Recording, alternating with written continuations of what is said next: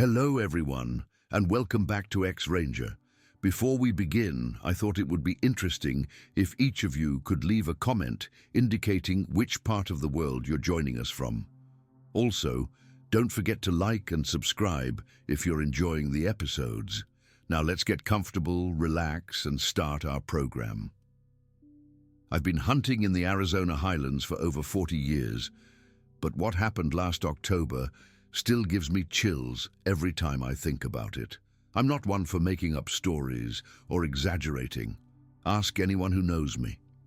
I've always been the practical one in my family, the guy who needs to see something with his own eyes before believing it. That's why what I'm about to share has been so hard to process. It was October 18th, 2021. I'd taken my father, 83 years old, and my brother up to the East Fork of Black River area near Wolf Hollow for muzzleloader season. We were after cow elk. Dad's getting up there in age and walks with a cane now, but he's still sharp as a tack and won't miss a hunting season as long as he's breathing. We'd set up our camp at about 7,050 feet elevation in some beautiful country, pine-covered hills with sage and alder brush filling the valley bottoms. The first few days were good. We were seeing plenty of deer and some elk not far from camp. Nothing in range yet, but enough to keep us encouraged. By that Monday afternoon, we decided to hunt closer to camp for my dad's sake. No sense in pushing him too hard over rough terrain when there was game nearby. Around 6:15 that evening, I was in position about a half mile from camp, sitting quietly on a small rise overlooking a game trail. The sun was getting low, casting that golden light across the landscape. Perfect hunting light. Dad and my brother were at different spots nearby within shouting distance. I was just glassing the trail ahead, scanning methodically like I always do, when I spotted movement. Two figures were walking up the same trail toward me from about 200 yards away. I immediately thought they were other hunters. Makes sense, right? Public land during season. I wasn't concerned, just a bit disappointed that our spot might get crowded, but as I watched them through my binoculars, something felt off. They weren't dressed like hunters. No blaze orange, no camo, no visible gear or weapons. In fact, they didn't appear to be dressed at all. Both figures were completely black, from head to toe, and walking upright. I blinked hard and readjusted my focus. The sun wasn't in my eyes, and visibility was good. I could see them clearly now, and a chill ran down my spine. These weren't hunters, they weren't even human. One stood about 8 feet tall, the other maybe 7.5 feet. They were walking side by side, deliberate and confident. What struck me most were their arms, impossibly long, hanging down almost to their knees. They swung them in these wide, deliberate arcs as they walked, almost like power walkers, but more purposeful. I froze. 30-plus years in these woods, and I'd never seen anything like this. I couldn't make out facial features at that distance, but their size, posture, and movement clearly weren't human. My heart was pounding so hard I could feel it in my throat. Then, in an instant, they spotted me. Both figures simultaneously stopped, turned their heads in my direction, then veered sharply left off the trail and disappeared into the timber. They moved with purpose, not panicked, just deliberate. The whole thing happened in seconds. I sat there, completely motionless, trying to process what I'd just seen. I had my muzzle loader across my lap, a single shot. Reliable, but only one round. I suddenly realized I'd left my .454 backup pistol back at camp, which was now between me and whatever those things were. For 10 solid minutes I didn't move a muscle. Part of me wanted to radio my dad and brother, but what would I even say? I decided to wait, listen, and then head back to camp. The sun was fading fast, and I didn't want to be out there after dark. When I finally stood up, my knees were shaking. I'm not ashamed to admit it. I'm 62 years old and have never been easily frightened, but this was different. I started walking back toward camp, hyper-aware of every sound in the forest around me. About halfway back, I came to a small creek crossing we'd used earlier that day. Something was wrong. A large log was now blocking the trail, a log that absolutely hadn't been there 3 hours earlier when I'd come through. It was at least 16 inches in diameter and stretched across the entire path. Daylight was fading fast, and I had my ATV parked on the other side. I managed to navigate around the smaller end of the log and cross over, but alarm bells were going off in my head. Something had deliberately placed that obstacle there while I was hunting. When I got back to camp, Dad and my brother were already there. I didn't mention what I'd seen. They'd think I was losing it, and honestly, I was questioning myself. We ate dinner, made small talk, and turned in early. I barely slept that night, listening to every crack and rustle outside our tents. The next morning, I woke at first light and went to check the creek crossing. What I found made my blood run cold. The single log barrier had been reinforced overnight with several more logs and stumps completely blocking the trail. These weren't small pieces of wood. Each one would take at least 2 strong men to lift.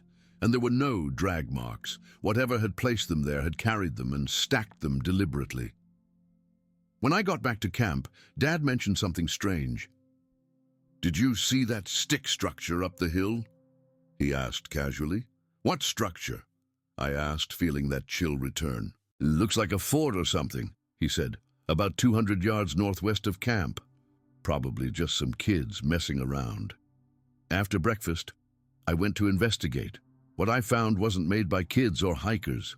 A large pine tree, at least 10 inches thick at the base, had been pulled down and bent into an arc. Dozens of sticks and branches had been woven into it, creating a dome-like shelter about 6 by 12 feet in size. The main tree hadn't been cut. It had been forcibly bent from standing position. It would have taken incredible strength to do this. The 3 of us together couldn't have done it. I stood there staring at this structure and suddenly felt like I was being watched. The hair on my arms stood up, and I hurried back to camp without looking behind me once. That evening, Dad mentioned that all the deer they'd been seeing on the hill above camp, he'd counted over 30 the day before, were completely gone. In fact, we didn't see a single deer for the next 4 days. The woods felt eerily quiet. On the 3rd night, I woke up around 3 a.m. to what sounded like heavy footsteps around our camp. Slow, deliberate steps that made the ground vibrate slightly. They circled our camp twice before moving off. I lay perfectly still, hand on my pistol, until morning. When we got up, I noticed the tack door on my horse trailer was unlatched. This wasn't a door that comes undone easily. It requires fingers to operate the mechanism, and I specifically remember securing it the night before. Nothing was taken from inside, though we had food stored there. By the 4th day, I'd had enough. I convinced Dad and my brother it was time to try a different area. I made up something about the elk moving to lower elevation. They didn't argue much. They'd noticed the strange quiet of the woods, too. As we packed up, I couldn't shake the feeling we were being observed. Every few minutes I'd scan the tree line, expecting to see those tall black figures watching us.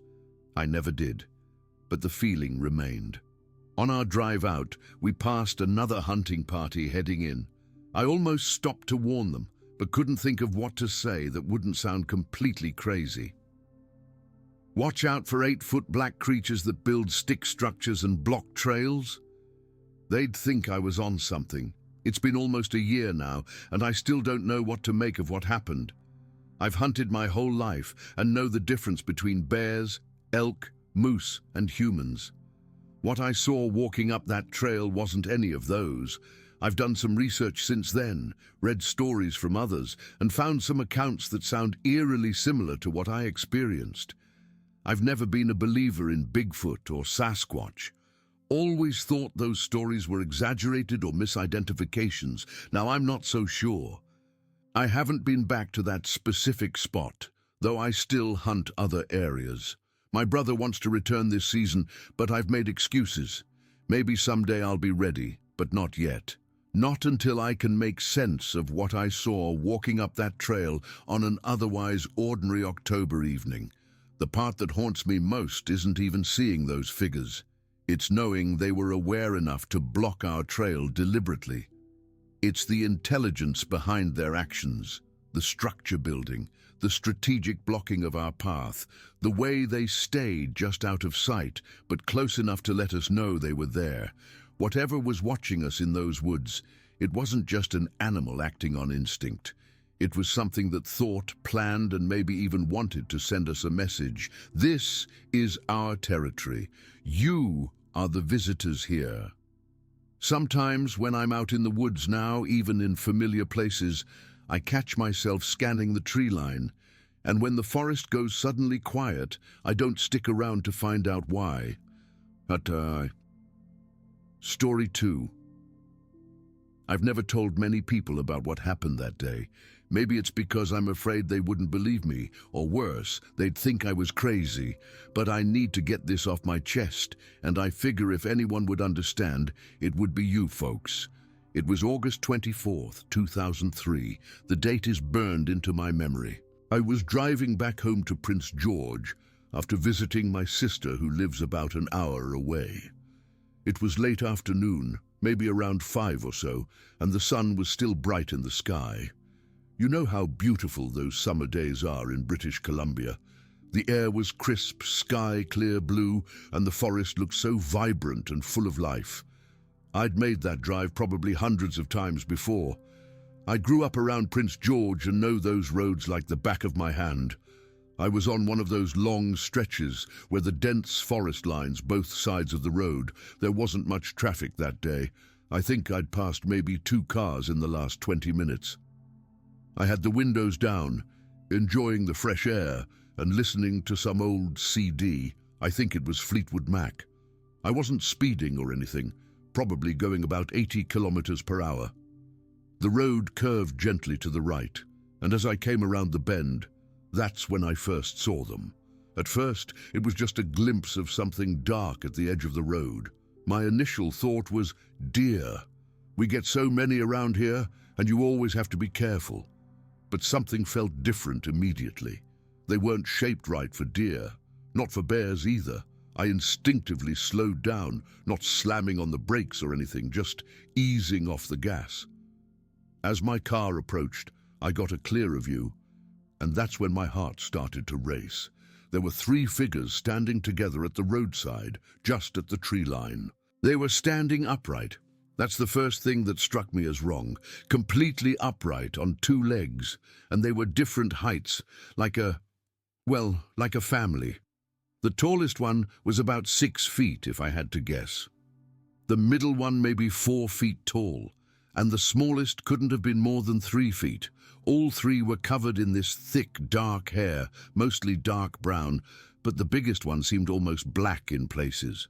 The hair wasn't like a bear's coat. It was shaggy, uneven, hanging off their bodies in this way that looked almost unkempt. It covered them completely. I remember thinking how strangely they were standing, not like people waiting to cross a road, but almost like they were frozen in place, watching my approaching car with what seemed like confusion or hesitation. Their arms were what really caught my attention. They hung so low at their sides, way longer than human arms should be. Even the little one had these disproportionately long arms. By this point, I'd slowed to maybe 40 kilometers per hour, and I was probably about 50 meters away from them. Time felt like it was moving in slow motion. I remember my fingers tightening around the steering wheel until my knuckles were white. Then, without any warning, all 3 of them suddenly moved. It wasn't a slow, casual crossing. They bolted all at once, as if responding to some signal I couldn't perceive. They shot across the road in front of my car with this fluid, swift movement that I can only describe as graceful, but in a powerful way. Not like a human running, more like an athlete in their prime, but even more natural and effortless. I had to brake harder to avoid hitting them, though they were well ahead of my car. The way they moved was just incredible, upright on 2 legs the entire time, arms swinging slightly, moving with this coordinated purpose. They crossed the entire width of the road in seconds and disappeared into the forest on the other side. I nearly stopped the car completely. There was this moment, this split second, where curiosity almost overtook me. I almost pulled over to look, to try to see where they went. My hand was actually reaching for the gear shift, but then this wave of fear washed over me. Not just normal caution, but this primal, gut-level fear that made the hair on the back of my neck stand straight up. My entire body went cold, and I broke out in goosebumps despite the warm August air. Something deep inside me screamed, "Do not stop this car." So I didn't. I pressed the gas and drove away, probably faster than I should have. My hands were shaking so badly, I had to grip the wheel with all my strength. I kept checking my rearview mirror, half expecting to see them emerging from the trees and coming after me, though I don't know why I thought that. They had shown no aggression whatsoever. I've lived in this area my entire life. I know what bears look like, both black bears and grizzlies. I've seen moose, elk, deer, wolves, all the wildlife you'd expect in the forests of BC. I've seen them from distances and up close, in all seasons, in all types of light. What I saw that day wasn't any of those animals. The proportions were all wrong, the movement was wrong, the behavior was wrong. When I finally got home, my husband David knew something was off the moment I walked through the door. He said I was pale as a ghost. I blurted out the whole story to him and our 2 teenage sons, who had both looked up from the TV when they saw the state I was in. David tried to rationalize it, asked if it could have been bears standing oddly, or maybe even people in some kind of costumes. But who would be out in the middle of nowhere in costumes? And why would they run into the forest? And the way they moved, no human could move like that, costume or not. My older son, Jake, suggested we drive back out there to look for tracks or evidence, but I absolutely refused. That fear was still so fresh. I couldn't explain it, but something told me it would be a terrible idea. My younger son, Ryan, actually believed me right away. He'd been reading about Sasquatch sightings in BC for a school project just the month before and showed us some articles about similar sightings in the area going back decades. That night, I couldn't sleep. I kept seeing those figures in my mind, especially the smallest one. There was something so unsettling about seeing what looked like a child version of whatever these creatures were. It made them seem more real somehow, more, I don't know, legitimate? Like they weren't just some monster or myth, but an actual species with families and young ones.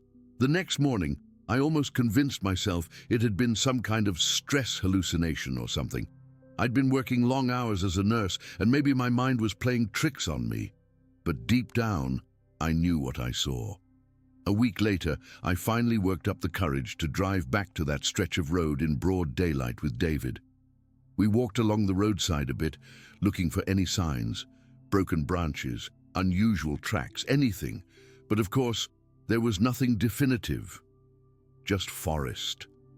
David pointed out some areas where the underbrush seemed trampled, but that could have been anything.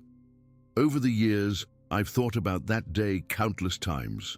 I've second-guessed myself, tried to rationalize it, tried to forget it, but I can't. The image of those 3 figures is etched into my memory with perfect clarity. The tallest one's protective stance, the middle one's hesitation, the smallest one staying close to the others. I've done research since then, lots of it. I've read about other sightings in BC, about the long history of Sasquatch stories from indigenous communities in the region. Some of the descriptions match what I saw with eerie similarity, especially the long arms, the varied heights, and the quick, fluid movement. One thing that's always bothered me is how they seem to communicate without making a sound. They decided to run at exactly the same moment without any visible signal between them. It was like they shared some kind of silent understanding. That's not normal animal behavior, at least not like any I've ever observed. I've only told this story to a handful of people outside my family, a couple of close friends, my sister. Most react with polite skepticism or outright disbelief. One friend suggested I report it to some Bigfoot research group, but I never did. I was afraid of the attention, afraid of being labeled as that crazy Sasquatch lady in our community. But I know what I saw that day. Those weren't bears. They weren't people in suits. They were something else entirely, something that, according to science and common knowledge, shouldn't exist. But they do. I saw them with my own eyes. It's been 20 years now since that day, but I still get chills when I drive that stretch of road. I still find myself scanning the tree line, half hoping and half fearing I'll catch another glimpse. I've never seen them again, but sometimes when I'm out in my garden in the early morning, I get this feeling of being watched. It's probably just my imagination, but I can't help wondering if they're out there, watching us the same way we might observe any other species. The most unsettling part is how it's changed how I see the forest. I grew up loving those woods, feeling at home among the trees. Now, I'm aware there's something else sharing that space, something intelligent, something that moves in family units, something that can observe and react and make decisions, something that most people don't believe exists. Sometimes I wonder if they were as startled to see me as I was to see them. If that moment of hesitation I witnessed was them trying to decide what to do about this loud metal thing approaching them on their path. What goes through the mind of a creature like that? Do they have stories about us, warnings they pass down about the humans and their noisy machines? I don't know if I'll ever have answers. But I know what I saw that August afternoon in 2003, a family of beings that shouldn't exist, but do, moving with purpose through a world they share with us, even if most of us don't know they're there. Every once in a while, I'll read news reports about strange sounds in the forest at night or unexplained tracks found by hikers, and I think to myself, I know what made those. But I keep quiet, because unless you've seen them yourself, standing there at the edge of the road with the sunlight catching on their shaggy dark hair, their impossibly long arms hanging at their sides, you probably wouldn't believe me anyway. That day changed something fundamental in how I understand the world. There are things out there, intelligent things, that we don't acknowledge, that science doesn't recognize. They move through the forests of British Columbia, raising their young, living their lives parallel to ours, rarely seen but always there. And sometimes, if you're driving alone on a forest road on a clear summer day, you might just catch a glimpse of them too. If you do, you'll know I'm not crazy. You'll know I've been telling the truth all along, and you'll never look at the forest the same way again. Story 3. I still get chills thinking about what happened back in October 2015. I'm not the kind of person who believes in monsters or ghost stories, but what my family and I saw that night near Haystack Reservoir has completely changed how I see the world. It was October 21st, a Wednesday evening. My brother-in-law Mason had invited us out for a drive through the high desert foothills east of Redmond. There were 6 of us packed into his SUV, Mason driving, me riding shotgun, my sister Kelly in the back with her fiancé Darren, plus Mason's daughter Emma and my son Ethan, both teenagers at the time. It was one of those perfect fall evenings in central Oregon, the sky turning that deep purple blue as the sun dropped behind the Cascades, temperature falling fast like it always does in the high desert. We were about 20 miles east of Redmond, taking these winding back roads near Haystack Reservoir. Mason knows the area like the back of his hand from hunting out there for decades. It was getting dark fast, but we weren't really in any rush, just enjoying being away from town, watching the stars starting to pop out. We'd been driving maybe 45 minutes when Kelly noticed something off to the side of the road. I didn't see it at first. I was fiddling with the heater controls because it was getting cold. But then Mason slowed down and I heard him say, "What the hell is that?" "Did you see that?" Kelly asked from the back seat. Her voice had this edge to it that made me look up immediately. "See what?" I asked, scanning the roadside. The headlights were just catching the edge of sagebrush and juniper, typical high desert vegetation. There was something big over there, Darren said, pointing to a spot maybe 30 yards from the road. It moved behind that rock outcropping. Mason slowed the SUV to a crawl, then pulled over onto the shoulder. The gravel crunched under the tires as we came to a stop. He tried to position the SUV so the headlights would illuminate whatever they'd seen, but the angle was wrong. The road curved and dipped right there, and most of the light just hit open space. "I can't see anything from here," Mason said, turning off the engine. The sudden silence felt heavy. We could hear the ping of the cooling engine and the wind rustling through the sagebrush. "I'm gonna check it out." "Are you serious?" I asked. Something about this wasn't sitting right with me. The hair on my arms was standing up. Mason grabbed the heavy maglite from under his seat. "Probably just a deer or an elk. I just want to see." Before anyone could argue further, he was out of the SUV, the dome light briefly illuminating all our concerned faces before darkness swallowed us again. The SUV's headlights were still on, cutting two bright paths into the darkness, but they weren't pointing in the right direction to see whatever had caught everyone's attention. I rolled down my window. The night air hit me with a chill that seemed to go straight to my bones. Mason was about 20 feet from the SUV now, sweeping his flashlight back and forth across the landscape. The beam cut through the darkness, bouncing off rocks and scrubby vegetation. "See anything?" I called out. Mason didn't answer. He kept walking, the beam of light bouncing with each step. Then he stopped suddenly, the light fixed on a spot about 30 feet away from him. I'll never forget what happened next. The light was shining on what looked like a depression in the ground, a sort of burrow pit or drainage ditch beside the road. At first, I couldn't see anything unusual. Then something moved. From that depression, something stood up, not like an animal on four legs. It stood up on two legs, unfolding from what must have been a crouched position. As it rose, it kept rising and rising until it was towering, a good foot taller than Mason, who's 6 feet himself. "Holy shit," I whispered. Mason's flashlight beam was shaking now, but it stayed fixed on the figure. It was dark, darker than the night around it, with broad shoulders that seemed impossibly wide. The proportions were all wrong for a human. I couldn't make out any facial features from where I sat. Just this massive silhouette that had materialized from nowhere. Mason started yelling, "Hey, Hey, get out of here!" His voice echoed across the empty landscape. The thing, I don't know what else to call it, ducked down when Mason yelled, almost like it was startled or trying to hide. But as soon as Mason went quiet, it slowly raised back up, that enormous head rising deliberately until it was standing at full height again.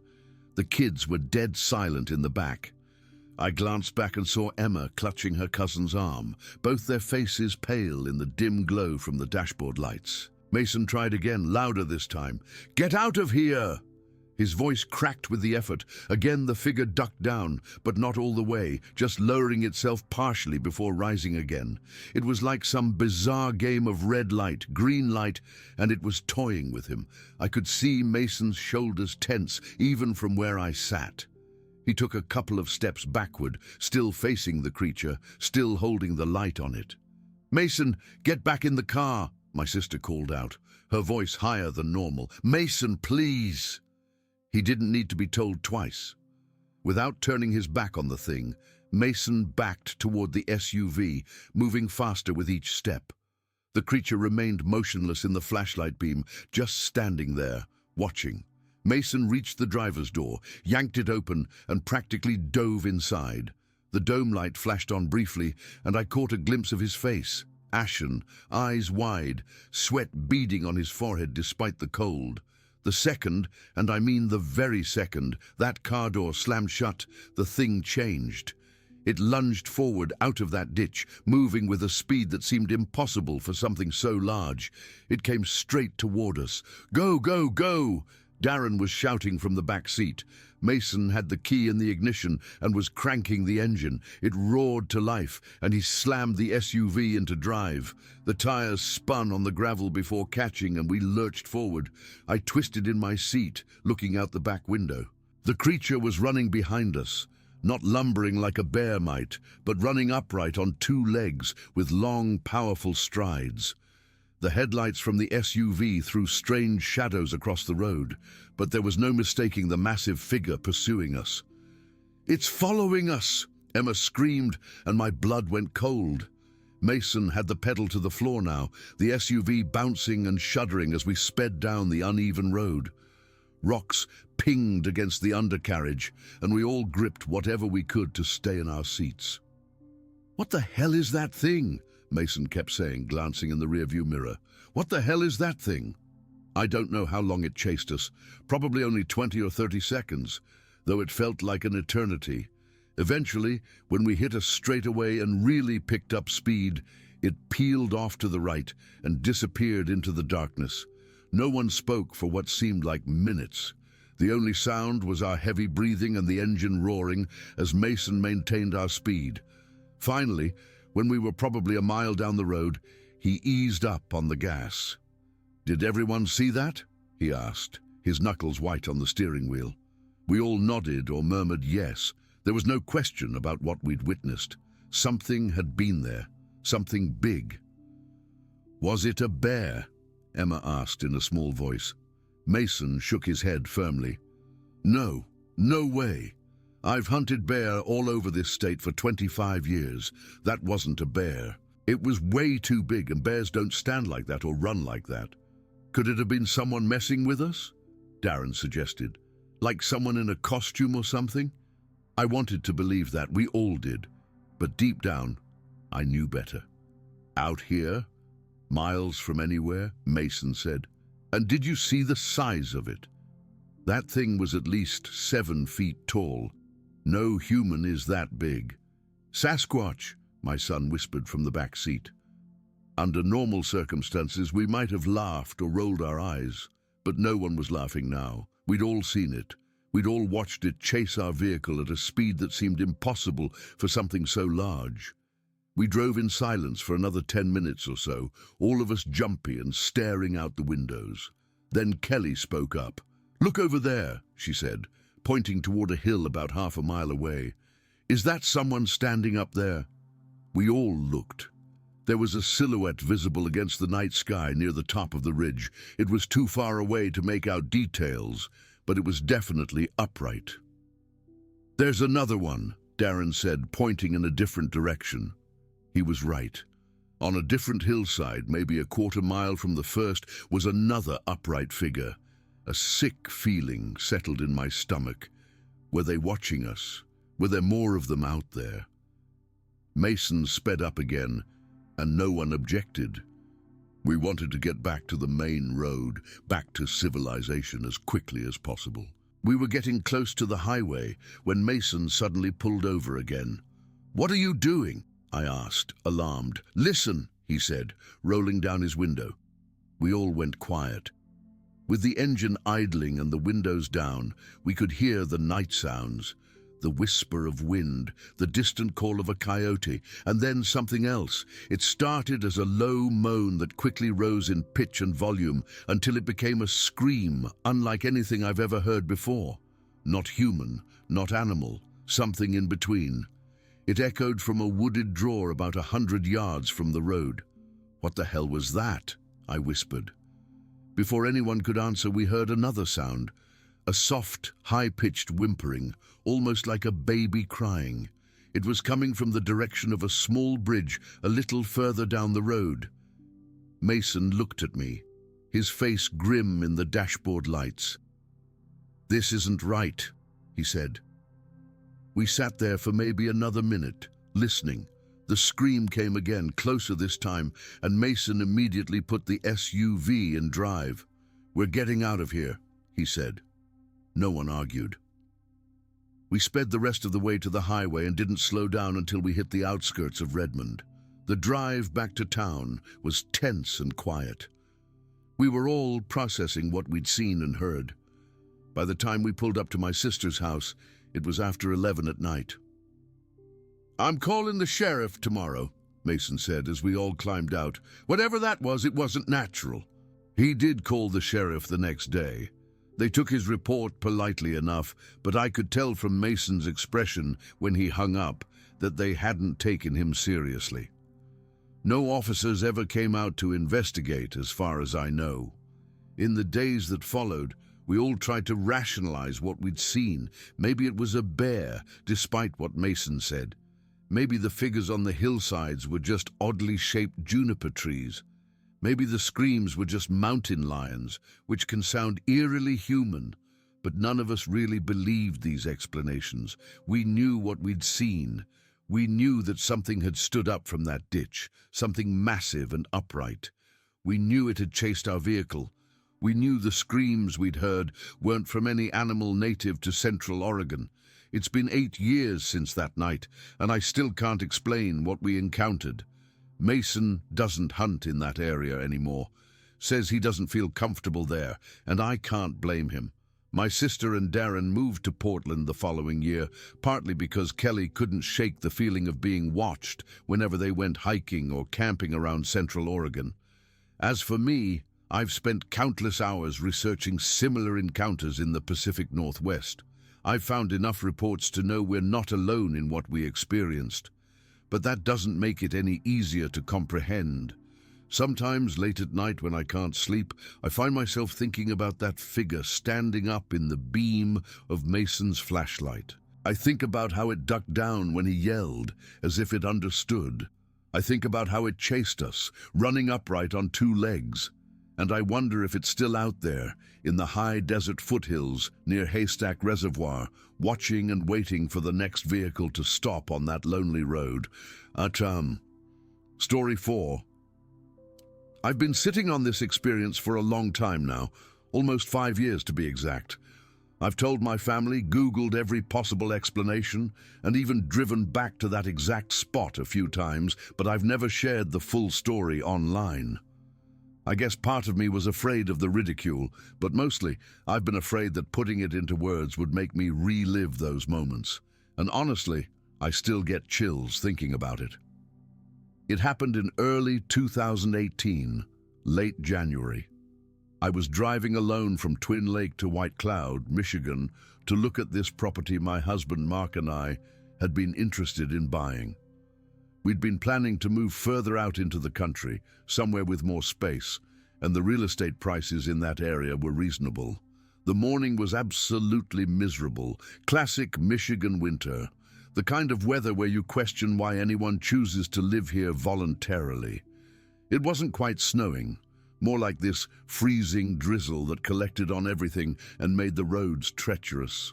The fog was so thick in places, I could barely see 50 feet ahead, which is why I was going about 25 miles per hour most of the way. I'd left early, around 7 in the morning, because Mark had to work, and I wanted to get there before noon to meet the realtor. The GPS took me along these winding back roads that cut through dense woods, open fields, and small patches of farmland. I remember thinking about how much of the landscape was changing. There were construction markers and cleared sections where developers had bought up parcels. Mark and I had been discussing how we needed to buy soon before everything got snapped up and turned into cookie-cutter subdivisions. So, I'm about 9 miles south of this toll complex, just me on this empty stretch of road with woods on both sides, when I noticed this reddish-brown patch of color on the right side up ahead. Nothing dramatic, just something that didn't quite match the gray-white-brown palette of a Michigan winter morning. My first thought was deer, because they're everywhere around here and constantly darting into the road. But as I got closer, something felt off about it. This thing was way too tall to be a deer, and it was standing upright. The road was getting closer to this bridge that crosses over a small river, and this figure was standing just before the guardrail. Because of the ice on the road, I was creeping along at maybe 15 miles per hour at this point, which gave me plenty of time to observe what was happening. My first coherent thought was that someone was about to jump off the bridge. I could see the steep embankment leading down to the frozen river below, and I genuinely thought I was witnessing someone contemplating suicide on this miserable winter morning. I slowed down even more, not wanting to startle whoever it was. The figure didn't move at all, which I found strange. You'd think they'd at least turn to look at an approaching vehicle. As I got closer, maybe about 70 feet away, I realized with absolute certainty that whatever I was looking at wasn't human. This thing was tall, probably around 7 feet, but it wasn't bulky like you'd expect. It was weirdly thin, almost skeletal in its proportions. Despite the freezing temperature, it couldn't have been more than 20 degrees that morning. It wore no clothing, none. Its arms were unnaturally long, hanging almost to its knees.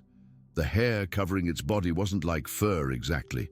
It was more like these long, matted strands, almost like dreadlocks, that had never been maintained, tangled and twisted together. The most unsettling part was its chest, which had this flesh-toned patch with no hair at all, like exposed skin. Growing up in southwestern Georgia, I'd heard plenty of stories about Bigfoot. My uncles used to try to scare us kids with tales about the skunk ape that lived in the swamps. But this creature didn't match those descriptions. The Bigfoot I'd heard about was supposed to be massive and muscular, like a gorilla walking upright. This thing was more like if you stretched a person to unnatural proportions and covered them with matted hair. I was maybe 20 feet away when I flipped on my bright headlights, hoping to get a better look. The creature immediately raised one of its long arms to shield its face, but it didn't run or make any other movements. It just stood there, perfectly still, except for that one defensive gesture. I've replayed this moment over and over in my head.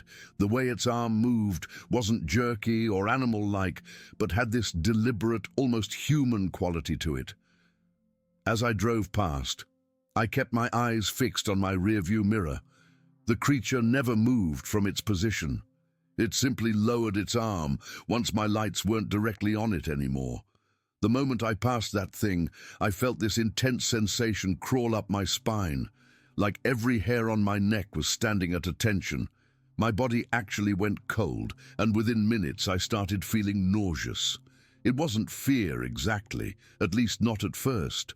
It was more like my body was reacting to something my conscious mind hadn't processed yet. I kept driving, hands clenched on the steering wheel, checking my rear-view mirror obsessively. The creature never moved from its spot by the guardrail. It just stood there, watching my car disappear into the fog.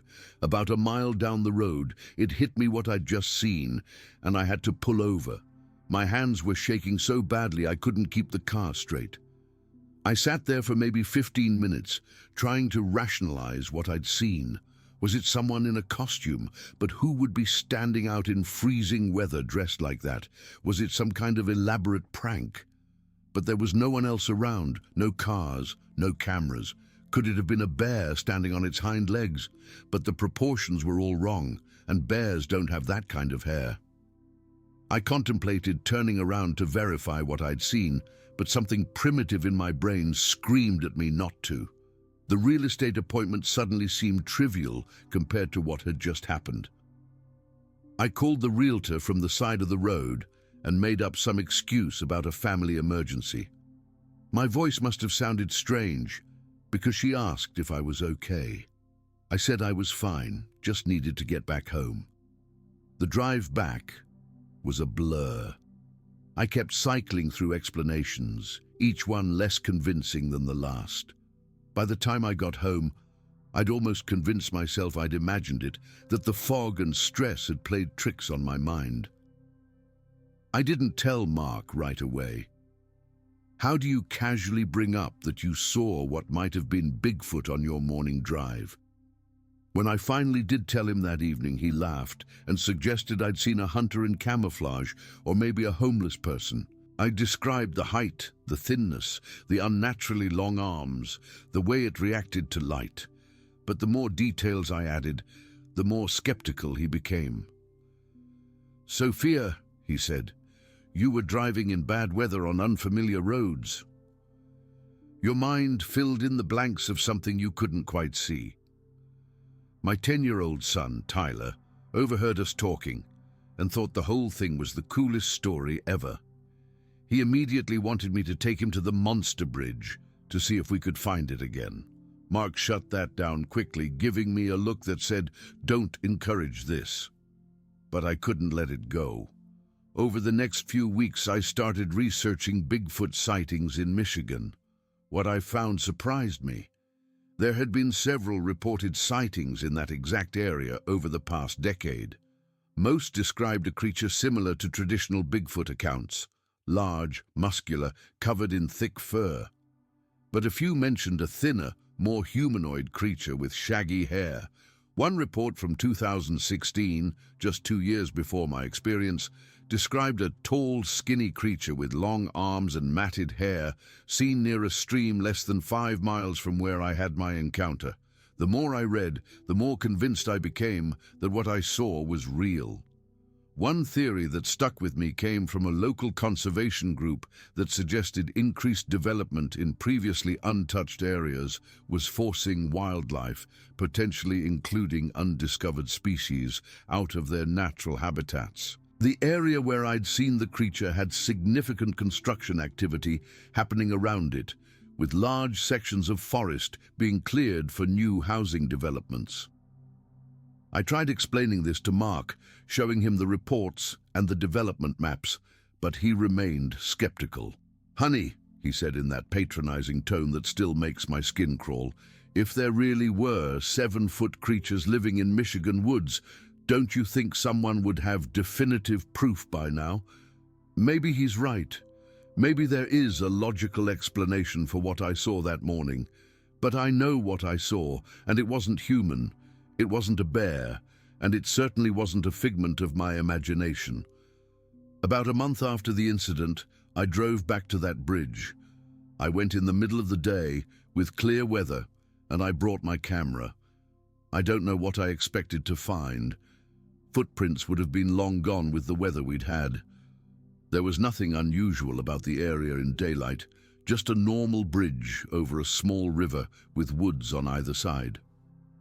I took some photos of the spot where the creature had been standing, examining the area for any sign that might validate my experience, but found nothing. As I was leaving, I noticed something I hadn't seen during my first drive. A small, worn path leading from the roadside down the embankment toward the river. It could have been made by animals or local fishermen, but seeing it made my stomach clench. I couldn't shake the feeling that this path might have something to do with what I'd seen. We ended up not buying the property in White Cloud. Mark was disappointed, but I couldn't imagine driving that route regularly, always wondering if I'd see that thing again. We found a different place closer to Twin Lake, with fewer woods and more developed areas around it. I've told this story to a few close friends since then. Most react like Mark did, with polite skepticism or outright dismissal. One friend suggested I might have experienced a brief hallucination brought on by stress. Another proposed that what I saw was an escaped psychiatric patient, though she couldn't explain why they'd be naked in freezing weather or why they'd have such unusual proportions. The thing that still bothers me most is how still it was. Natural creatures move. They fidget. They shift their weight. They react. This thing stood unnaturally still except for that one deliberate movement to shield its eyes, and the way it watched me drive away, never turning its back. That wasn't animal behavior. It was awareness, intelligence. I've gone back to that spot a few more times over the years, never alone, always in broad daylight. I've never seen the creature again, but each time I drive over that bridge, my eyes are drawn to that spot by the guardrail, and that cold feeling returns to my spine. I know what I saw that foggy winter morning. It wasn't human, but it wasn't fully animal either. It was something in between. Something that shouldn't exist according to science, but was standing there on the side of that road in rural Michigan. With all the development happening in those once isolated areas, I can't help but wonder if we're forcing these creatures out of hiding, If what I saw was real, and I believe with every fiber of my being that it was, then it raises so many questions about what else might be living alongside us, just out of sight. I still get nauseous thinking about those few moments on the bridge. The image of that tall, thin, shaggy creature is burned into my memory. Sometimes I dream about it. Always the same scene. Me driving slowly through the fog, the creature standing motionless by the guardrail, and that moment when it raises its arm to shield its eyes from my headlights. It's been 5 years, and I still haven't found an explanation that makes sense. All I know for certain is what I saw that day changed how I view the woods, the dark, and all the spaces in between what we know and what we don't. Story 5. I've never told this story to anyone outside my immediate family and closest friends. I'm not sure why I'm choosing to share it now. Maybe because enough time has passed, or maybe because I just need someone else to know what happened to me twice. It was August of 1984. I was 16 years old, and my dad had this idea for us to take a road trip. Mom wasn't big on camping, so these father-son trips were our thing. We'd load up his old 1978 Ford pickup with the camper shell on the back and hit the road for a week or two. That summer, we planned a route through California, Nevada, and up into eastern Washington state. The incident happened near Republic, Washington, just north of the Colville Indian Reservation. It's remote country up there. Thick forests, mountains, not many people. The kind of wilderness that feels endless when you're in it.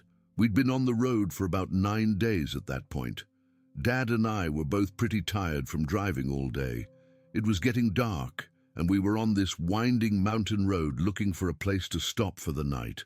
Around 8:30 p.m., we spotted this old horse camp just off the main road, maybe 100 feet in. There was a small clearing with a rustic picnic table. Looked like nobody had been there in a while. Perfect spot to park for the night, without having to pay campground fees, which Dad was always trying to avoid. Dad backed the truck in so we could see the road, a habit from his years in the military. Always have an escape route.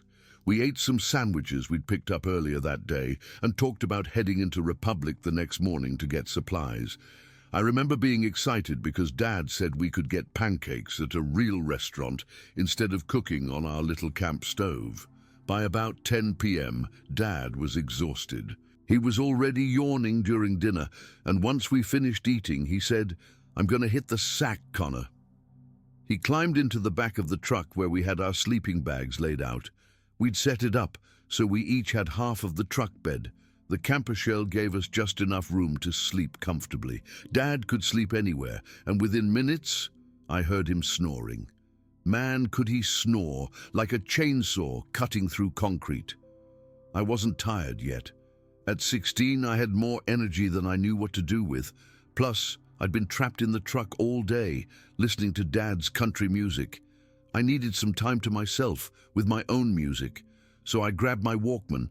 That was a portable cassette player for you younger folks, and a new tape I'd bought before the trip, Iron Maiden's Power Slave. I told myself I'd just listen to a few songs before turning in. I walked over to the picnic table about 20 feet from the truck and sat down. It was pitch black out there. No moon that night, or if there was, the trees blocked it completely. The only light came from the truck's cab, where we'd left a small flashlight on the dashboard, pointing up so we could find the truck if we had to get up in the night. I put my headphones on and pressed play, leaning back against the table. The music was loud enough that I couldn't hear anything else. I was lost in it, probably for about half an hour. I remember checking the time on my digital watch. It was 10:37 p.m. That's when everything changed. I can't really explain it, but suddenly I felt wrong, like something had shifted in the world around me. You know that feeling when the hair on your arm stands up? It was like that, but all over my body. A wave of fear washed over me that I couldn't explain. Nothing had happened, nothing had changed that I could see, but every instinct I had was screaming at me. I pulled my headphones off, and that's when the silence hit me. Complete, absolute silence. No insects, no rustling leaves, no distant animal sounds, nothing. If you've spent time in the woods, you know they're never completely silent. There's always something making noise, but not that night. The silence felt like pressure against my eardrums, and with it came the overwhelming sense that I was being watched. Not just watched, studied. Like whatever was watching me was deciding what to do next. I stood up from the picnic table, scanning the darkness around me. I couldn't see anything past the small circle of ambient light from the truck. The forest was just a wall of black. But I absolutely knew, something was out there watching me. I didn't run. Somehow I knew running would be worse. I walked, forcing myself to move at a normal pace back to the truck. Those 20 feet felt like a mile. Every step I expected something to grab me from behind. My heart was pounding so hard I could feel it in my throat. When I reached the truck, I quietly opened the driver's side door. I didn't want to wake Dad up, partly because I didn't want to seem like a scared kid, and partly because I was afraid that whatever was watching us would somehow know we were both awake. I climbed into the cab, closed, and locked the door as quietly as I could. I had my sleeping bag there because sometimes Dad's snoring got too loud and I'd sleep in the cab instead.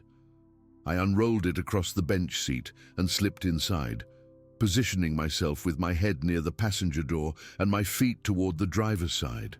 I lay there in the dark, listening. Still that unnatural silence. I told myself I was being stupid, that there was nothing out there, probably just a deer or something that had wandered off when I moved. I closed my eyes and tried to sleep. I don't know how much time passed, maybe 15 minutes, maybe less, when I felt the truck move. Just a slight rocking at first, like someone had bumped against it. My eyes shot open. I heard Dad's snoring still coming from the camper shell, steady and uninterrupted. Then it happened again. The truck rocked more noticeably this time, like something was leaning against it. I froze, completely froze. I couldn't even breathe. The truck rocked a third time, and I heard twigs snapping outside, heavy steps moving around the vehicle. Whatever it was big, much bigger than a deer. The footsteps circled to the passenger side, right by my head. I heard something brush against the truck, a scraping sound against the metal. It was right there, just inches away on the other side of the door, right by my head. I lay there, not moving, barely breathing. I wanted desperately to sit up and look, but I was too terrified. What if it saw me move? What if our eyes met through the glass? Something deep inside me knew that would be very, very bad. The thing, whatever it was, stayed there by the passenger door for what felt like an eternity. I could hear it breathing now. Deep, heavy breaths. Not like an animal panting, but slow, deliberate breathing, almost human, but not quite. Then came the smell. Even through the closed windows, I caught whiffs of it. A powerful musky odor like wet dog and something rotting and body odor all mixed together. It made my stomach turn. I heard what sounded like fingers, or something like fingers, sliding across the glass of the passenger window, not tapping or knocking, just feeling it, exploring it, like it was trying to figure out what this barrier was. I squeezed my eyes shut. I was beyond terrified now. I was in a state of pure animal fear. My whole body was rigid, my hands clenched so tight around my sleeping bag that my fingers were cramping. All I could think was, please go away, please go away, please go away. The truck rocked again, harder this time, like whatever it was had leaned its weight against it. I heard what sounded like sniffing, long, deliberate inhalations. It was smelling us, smelling me. I was certain of it. I must have lain there for at least an hour, possibly longer, not moving, barely breathing, feeling the truck occasionally rock as the thing moved around it. Sometimes it would move away, and I'd hear the footsteps retreat, only for them to return minutes later. It was like it was patrolling around us, keeping us contained. The last time I heard it, the footsteps seemed to fade into the distance. The silence gradually gave way to normal forest sounds, a slight breeze through the trees, some distant animal calls. Somehow I knew it had gone, at least for now. Still, I didn't move. I lay there until I saw the first hints of dawn through the windshield. When morning finally came, I was exhausted but too wired to sleep. I waited until Dad woke up before I got out of the cab. He climbed out of the camper shell, stretching and yawning like it had been just another night. "Morning, kiddo." "Sleep okay?" he asked. I stood there, not sure what to say. How could I explain what had happened? It sounded crazy even to me, and I'd experienced it. "Dad," I finally said, "I think something was out here last night. Something big." He laughed, probably just a deer or an elk. They get curious sometimes. No, it was bigger than that. It was walking around the truck. It was right outside my door. Dad could see I was serious. His smile faded. "What do you think it was?" I shrugged. "I don't know." But it was big, and it walked on two legs. He frowned, looking around the clearing. "Let's check for tracks." We walked around the truck. The ground was covered with pine needles and dry dirt, not great for showing footprints. But as we circled to the passenger side, I stopped dead in my tracks. Caught in the bracket of the side mirror were several thick black hairs, coarse hairs longer than human hair, definitely not from a deer or any animal I recognized. Dad saw them too. He reached out and carefully removed one, holding it up to the morning light. "Huh," was all he said. He studied it for a moment, then put it in his shirt pocket. He didn't dismiss it, but he didn't want to talk about it either. We packed up quickly and got back on the road. We never mentioned what happened again during that trip, though I noticed Dad didn't suggest camping in any remote spots for the rest of our journey. I pushed the incident to the back of my mind over the years. I told myself it was probably a bear, even though I knew bears don't behave that way. Sometimes I almost convinced myself I'd imagined the whole thing, until it happened again. It was August again, 20 years later in 2004. I was 36 by then, camping with my girlfriend Lisa near Mount Baker in Washington. We weren't far from a developed campground, but far enough that we had privacy. We had a small tent set up in a clearing, and we'd had a great day hiking and exploring. That night, I slept better than I had in years while camping, which is ironic given what happened. I didn't hear a thing, but Lisa did. She shook me awake just before dawn, her face pale in the dim light filtering through the tent fabric. "There's something out there," she whispered. "It's been walking around the tent for the last hour." I sat up, suddenly wide awake, that old familiar fear washing over me. "What do you mean? What did you hear?" "Footsteps," she said. "Heavy ones. Too heavy for a person, and—" She hesitated. "And what?" I prompted. "It stood right next to the tent. I could see its shadow through the wall when the moon came out from behind the clouds. Connor, it was huge. It had these long arms." I felt sick. "Did it touch the tent?" She nodded. "It ran its hand down the side. I thought it was going to tear it open. I was too scared to wake you. I just lay here pretending to be asleep." We waited until full daylight before leaving the tent. Like before, there wasn't much to see, no clear footprints, just some broken branches and disturbed underbrush around our campsite. But Lisa found something I'd missed the first time around, a smell lingering in the air, that same musky, rotting odor I'd smelled 20 years earlier. We packed up without making breakfast and drove straight back to Seattle. On the drive home, I finally told Lisa about what had happened when I was 16. She listened without interrupting, and when I finished, she just said, "Bigfoot." You know that's what it was, right? I didn't answer. Putting a name to it somehow made it more real and more terrifying. Whatever it was, it had found me twice in the wilderness of Washington, 20 years apart. I don't camp anymore. I can't. Even well-developed campgrounds with dozens of other people around make me nervous.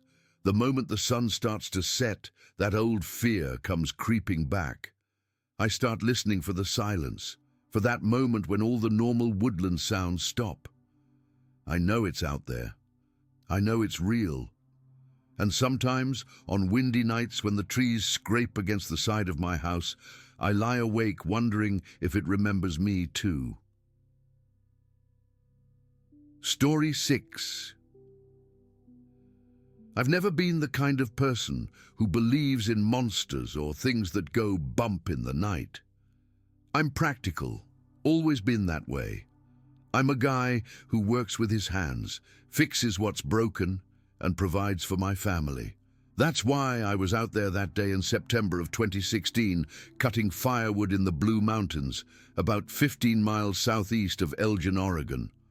My family needed firewood for winter, simple as that. It was a crisp morning, just starting to get that fall bite in the air.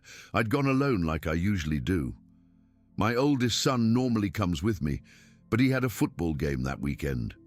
My wife always worries when I go out alone, but cell reception is spotty at best up there, and I've been doing this for years. I know these mountains better than I know the back roads in my hometown. I'd found a good spot with plenty of fallen timber, a small clearing surrounded by dense forest with a ravine running nearby, perfect for loading up the truck without too much hauling. I'd been working for about 3 hours, my chainsaw buzzing through log after log. The work was good, methodical. The kind that lets your mind wander while your body stays busy. It must have been around 1 in the afternoon when I shut off my chainsaw to give it a rest and started loading the cut pieces into my truck bed. The sudden silence was almost jarring after hours of engine noise. All I could hear was the wind through the pines and the occasional bird. That's when it hit me, this smell. God, I can still remember it clearly. Like roadkill that's been baking in the sun for days, mixed with something else, something musty and wild. My first thought was a dead cow. It happens up there. Cattle from the ranches sometimes wander off, fall into ravines, or just die from natural causes. I've come across plenty of carcasses over the years, but something felt off immediately. I'd been in this exact spot for hours. Why would I suddenly smell a dead animal that strongly? It's not like the wind had changed direction dramatically. I paused, a log still in my hands, and that's when the hair on the back of my neck stood up. You know that feeling when you suddenly realize you're not alone. It wasn't just instinct. It was like every cell in my body was screaming at me to pay attention. I slowly placed the log in the truck bed and straightened up, looking around. At first, I didn't see anything unusual, just trees, underbrush, the familiar landscape I'd been working in all morning. Then my eyes caught movement about 50 or 60 yards away. There was this figure. I say figure because at first my brain couldn't process what I was seeing.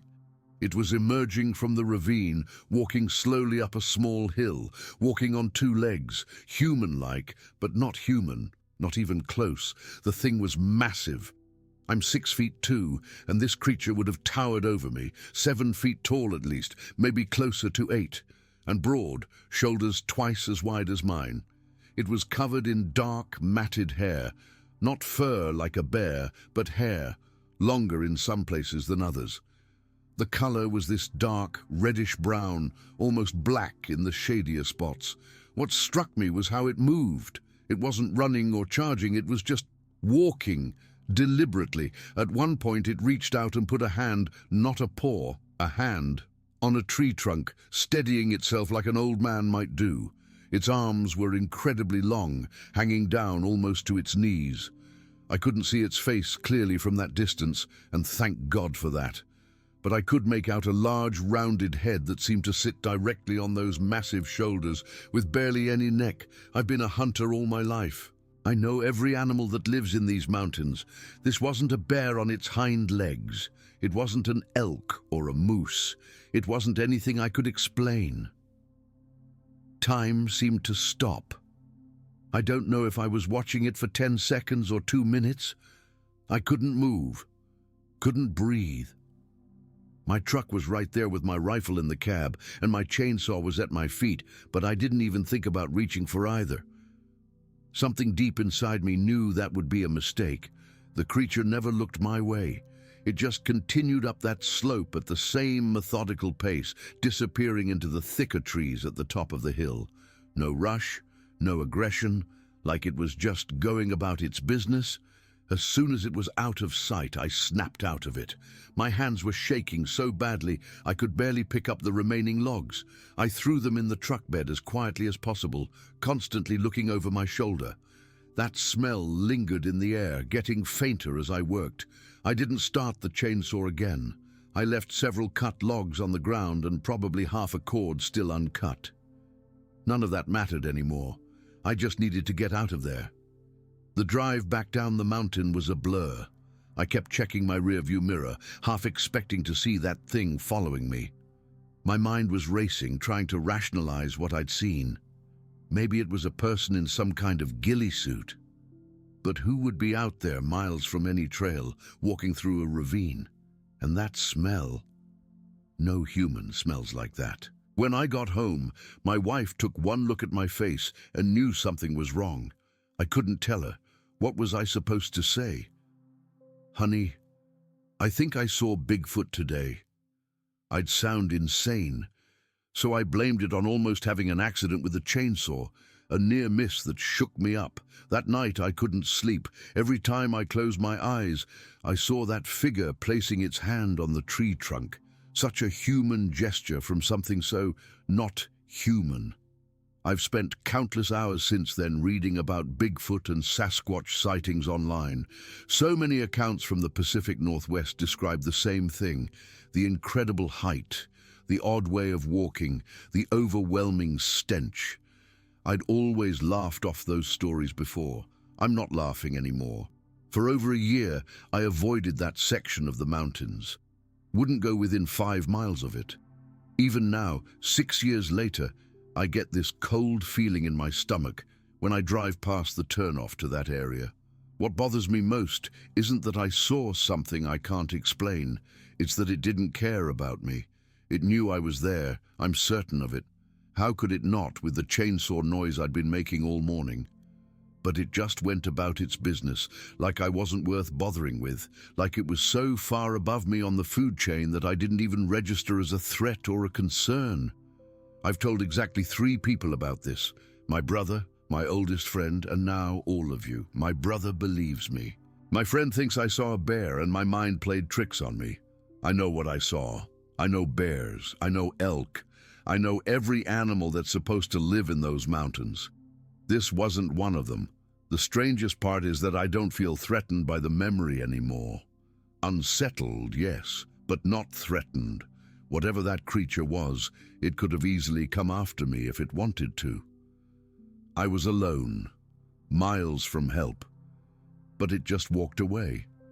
Sometimes I find myself wondering if it lives there year-round, or if it was just passing through, if it has a family, if there are more of them.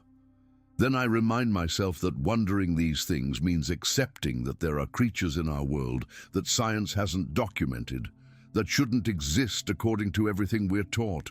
And yet, I know what I saw. I still cut firewood every fall. I still hunt. I still hike. But I never go alone anymore, and I always carry bear spray now in addition to my rifle.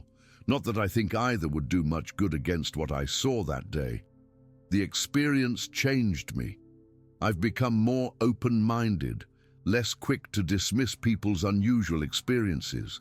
Because until it happens to you, until you're standing there with your heart pounding out of your chest, watching something impossible move through the trees, you just can't understand. Last month, my son and I were getting firewood about 10 miles from that spot, far enough away that I felt safe. While we were working, he suddenly stopped and asked, "Dad, do you smell that?" For a split second, my blood ran cold. But it was just a dead deer a few yards away. I've never been so relieved to see a carcass. I don't know if I'll ever fully process what I saw that day. I don't know if I want to. Some things are better left unexamined too closely. But I know this. Those mountains don't just belong to us. We're sharing them with something else, something that's been there a lot longer than we have, and it's watching us, even when we don't see it. I still dream about it sometimes. Not nightmares exactly, just dreams where I'm back in that clearing, and instead of walking away, it turns and looks at me. I always wake up before I see its face, and honestly, I hope I never do. So that's my story. Believe it or don't. That's your choice. But if you're ever out in those remote parts of the Blue Mountains and you catch a whiff of something rotten, something that makes your instincts scream, don't ignore it. Pack up your gear and leave. Some parts of the wilderness aren't meant for us to understand. Story 7. I've been hesitating about sharing this for months now because I'm worried people will think I'm crazy or making it up for attention. But I need to tell someone who might understand or have experienced something similar. This happened last summer when I went camping with 3 of my college friends in Pennsylvania. I've been camping dozens of times in my life, but nothing could have prepared me for what happened. It was supposed to be a simple weekend trip. Just me, Morgan, my roommate Ava, my high school buddy Mark, and his younger brother Tyler, who had just finished his freshman year. I'd been planning this trip for weeks, researching the perfect secluded spot, checking weather patterns, the whole 9 yards. That's just how I am, always making sure everything is organized. Mark was in charge of bringing most of the gear since he's done a lot more backpacking than the rest of us. Ava was excited because she loves telling ghost stories around campfires, and Tyler was this anthropology major who kept talking about studying local folklore wherever we went. We arrived at the trailhead around noon on a Friday. The weather was perfect, warm but not too hot, with a light breeze that kept the bugs away. The trail leading to our campsite was about 3 miles into the forest, following alongside a creek most of the way. It was beautiful.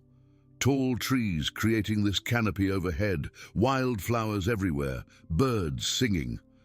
We were all in such good moods, laughing and talking about our summer plans. We reached our campsite around 2 in the afternoon. It was this small clearing near where the creek widened into a swimming hole. Mark and Tyler set up the 2 tents, boys in one, girls in the other, while Ava and I gathered firewood and arranged the cooking area. By late afternoon, we had everything set up perfectly.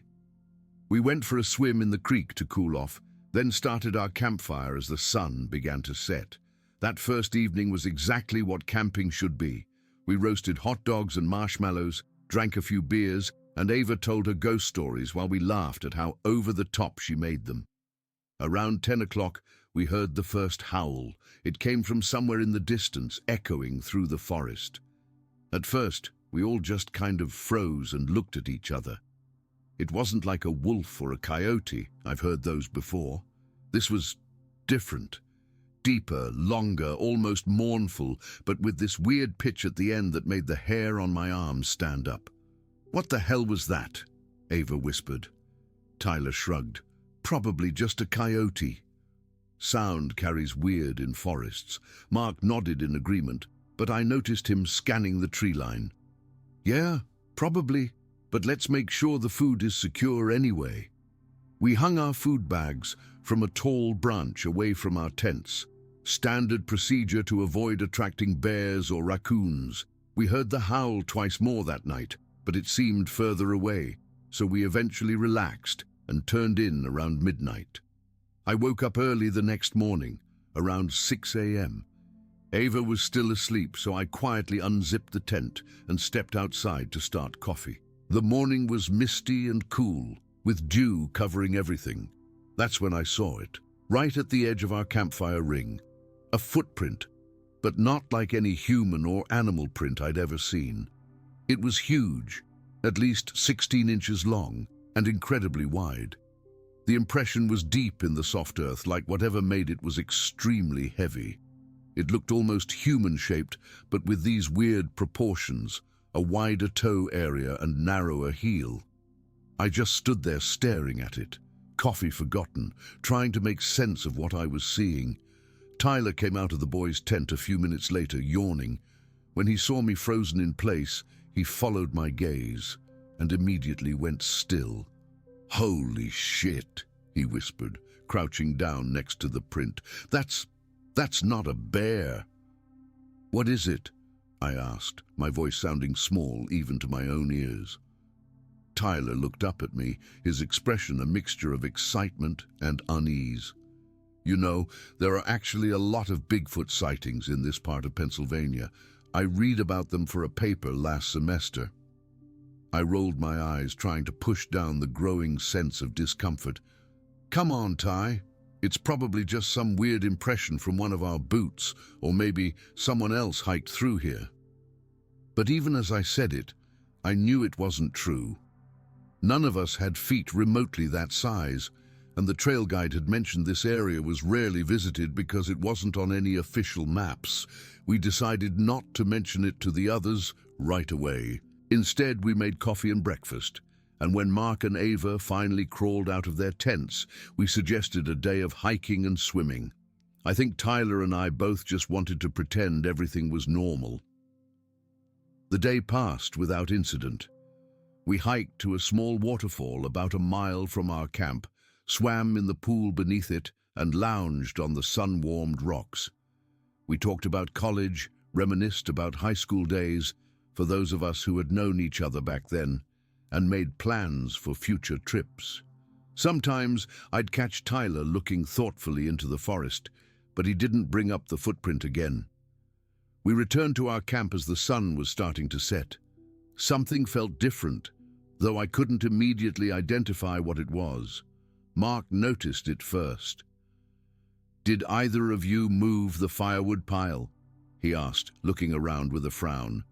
The neat stack of firewood we'd gathered the day before was scattered across the ground, not just messily piled, but deliberately spread out in a way that seemed intentional. Our camping chairs were also rearranged, now facing the forest instead of the fire ring. "Maybe it was animals," Ava suggested, but her voice wavered. Tyler shook his head. "Raccoons or squirrels might knock over a pile, but they wouldn't rearrange chairs." That's when I decided to tell everyone about the footprint I'd found that morning. As I described it, Tyler nodded along, confirming what I'd seen. Mark immediately wanted to see it, but the area had been trampled throughout the day, and the print was no longer visible. "We should probably pack up and leave," Ava said quietly, hugging herself despite the warm evening. "This is creeping me out." Mark, always the brave one, shook his head. "It's almost dark. Hiking out now would be more dangerous than staying. Whatever was here was probably just curious about our stuff. As long as we keep the fire going and make noise, we'll be fine." No one wanted to admit to being scared, so we reluctantly agreed to stay. We rebuilt the fire, making it bigger than necessary, and sat close together. No one suggested ghost stories that night. Instead, we talked loudly about mundane topics, as if trying to announce our presence to whatever might be listening in the darkness beyond our campfire's light. Around 9:30, we heard it again. That same howl from the night before, but much closer this time. It was followed by a crashing sound, like something large moving through the underbrush. We all went silent, straining to hear. "Hello?" Mark called out, his voice steady but loud. "Is someone there?" Nothing answered, but the forest had gone completely silent. No insects chirping, no night birds, nothing. Just the crackling of our fire and our own breathing. "Let's go to bed," Tyler suggested, after a few tense minutes had passed. "But maybe we should take watches tonight." 2 hours each. Mark agreed to take the first watch, with Tyler after him, then me, and finally Ava for the early morning hours. Ava and I went to our tent, but neither of us even attempted to sleep. We lay there, fully dressed, whispering to each other. "What do you think it is?" she asked, her voice barely audible. I don't know, I admitted, but I'm sure there's a logical explanation. Around 11:30, I heard the boys' tent unzip, Tyler starting his watch. A few minutes later, our tent darkened slightly as a shadow passed between us and the dying fire outside. At first, I thought it was Tyler adding more wood to the fire, but the shadow didn't move on. It stayed there, massive and still, clearly visible against our tent wall. The silhouette was vaguely human in shape, but wrong. Too tall, too broad, with arms that seemed to hang lower than they should. And it was just standing there, as if watching us through the thin fabric of our tent. Ava saw it too. Her hand found mine in the darkness and squeezed so hard it hurt. Neither of us breathed. Neither of us moved. We just lay there, paralyzed, watching this impossible shadow looming over our tent. After what felt like an eternity, but was probably only a minute or two, the shadow moved away. I heard Tyler's voice, faint but alarmed, saying something to Mark. Then silence again. I don't know how long Ava and I stayed frozen like that. Eventually, exhaustion must have taken over, because the next thing I knew, it was my turn for watch. I almost didn't want to leave the relative safety of the tent, but I forced myself to unzip it and step outside. The fire had burned down to embers. Tyler was sitting on a log beside it, his face pale in the faint red glow. "Did you see it?" I whispered, sitting beside him. He nodded, his eyes wide. "It was standing by your tent for like 2 full minutes. I was about to shout or throw something, but I was afraid of what it might do if I provoked it." "What did it look like?" I asked, though I wasn't sure I wanted to know. Tyler swallowed hard. I couldn't see clearly. It was just this shape. Big. Really big. When it moved away, it went into the trees over there. He pointed to a dense section of forest behind our tents. I woke Mark up, but by the time he looked, it was gone. We both sat in silence for a while. I added more wood to the fire, building it back up until the flames were high and bright. "What do you think it is?" I finally asked. Tyler stared into the fire. "I think you know what I think it is. But it doesn't matter what we call it. What matters is getting out of here at first light." The rest of my watch passed without incident, and I woke Ava for the final shift around 3:30 in the morning. None of us really slept, though. As soon as it was light enough to see, around 5:30, we were all up and immediately started packing. That's when we found them. Footprints. The same enormous human-like prints I'd seen the day before, all around our camp. They circled both tents multiple times, approached the fire ring, and even led to where we'd hung our food bags, which were now on the ground, though thankfully untouched. The most disturbing thing was how the prints formed a complete circle around our entire campsite, as if whatever made them had been pacing around us all night, watching us from every angle. They led away from our camp in a clear trail, heading deeper into the forest. Mark, who had been skeptical the night before, was now silent as he studied the prints. He took out his phone and snapped several pictures, then knelt down and placed his hand inside one of the impressions. His entire hand barely covered the ball of the foot in the print. "We need to follow them," Tyler said suddenly. "Are you insane?" Ava hissed. "We need to get the hell out of here." "Just for a little bit," Tyler insisted. "We're already packed. We can follow the trail for 10 minutes, see where it leads, then head back to the car. When are we ever going to get a chance like this again?" I wanted to argue, but there was a part of me that was curious too. Something had been stalking our camp, something I couldn't explain, and some irrational part of me needed to know what it was. 10 minutes. Mark agreed, slinging his pack over his shoulder, "and we stay together." The 4 of us followed the trail of footprints. They were easy to track, deep, distinct impressions in the soft forest floor, spaced about 4 feet apart, suggesting whatever made them had an enormous stride. Sometimes branches were broken overhead, 7 or 8 feet above us, We followed them for exactly 10 minutes, just like we'd agreed. The prints led us to the edge of a small clearing where they simply stopped. Not like something had jumped or climbed a tree. They just ended in the middle of a patch of ferns, as if whatever made them had vanished into thin air. We all stood there, staring at that last footprint. "Let's go," Ava said quietly. "Please." No one argued. We turned around and hiked back to our campsite, then packed up the last few items and started the 3-mile trek back to our car. We hiked in complete silence, much faster than we had on the way in, constantly looking over our shoulders. About halfway back to the trailhead, we heard it one last time, that same howl, but distant now, back in the direction of our abandoned campsite. We all stopped and looked at each other, then without a word, started walking even faster. We made it back to the car without further incident, threw our backpacks in the trunk, and drove away. We barely spoke during the 3-hour drive home, each lost in our own thoughts.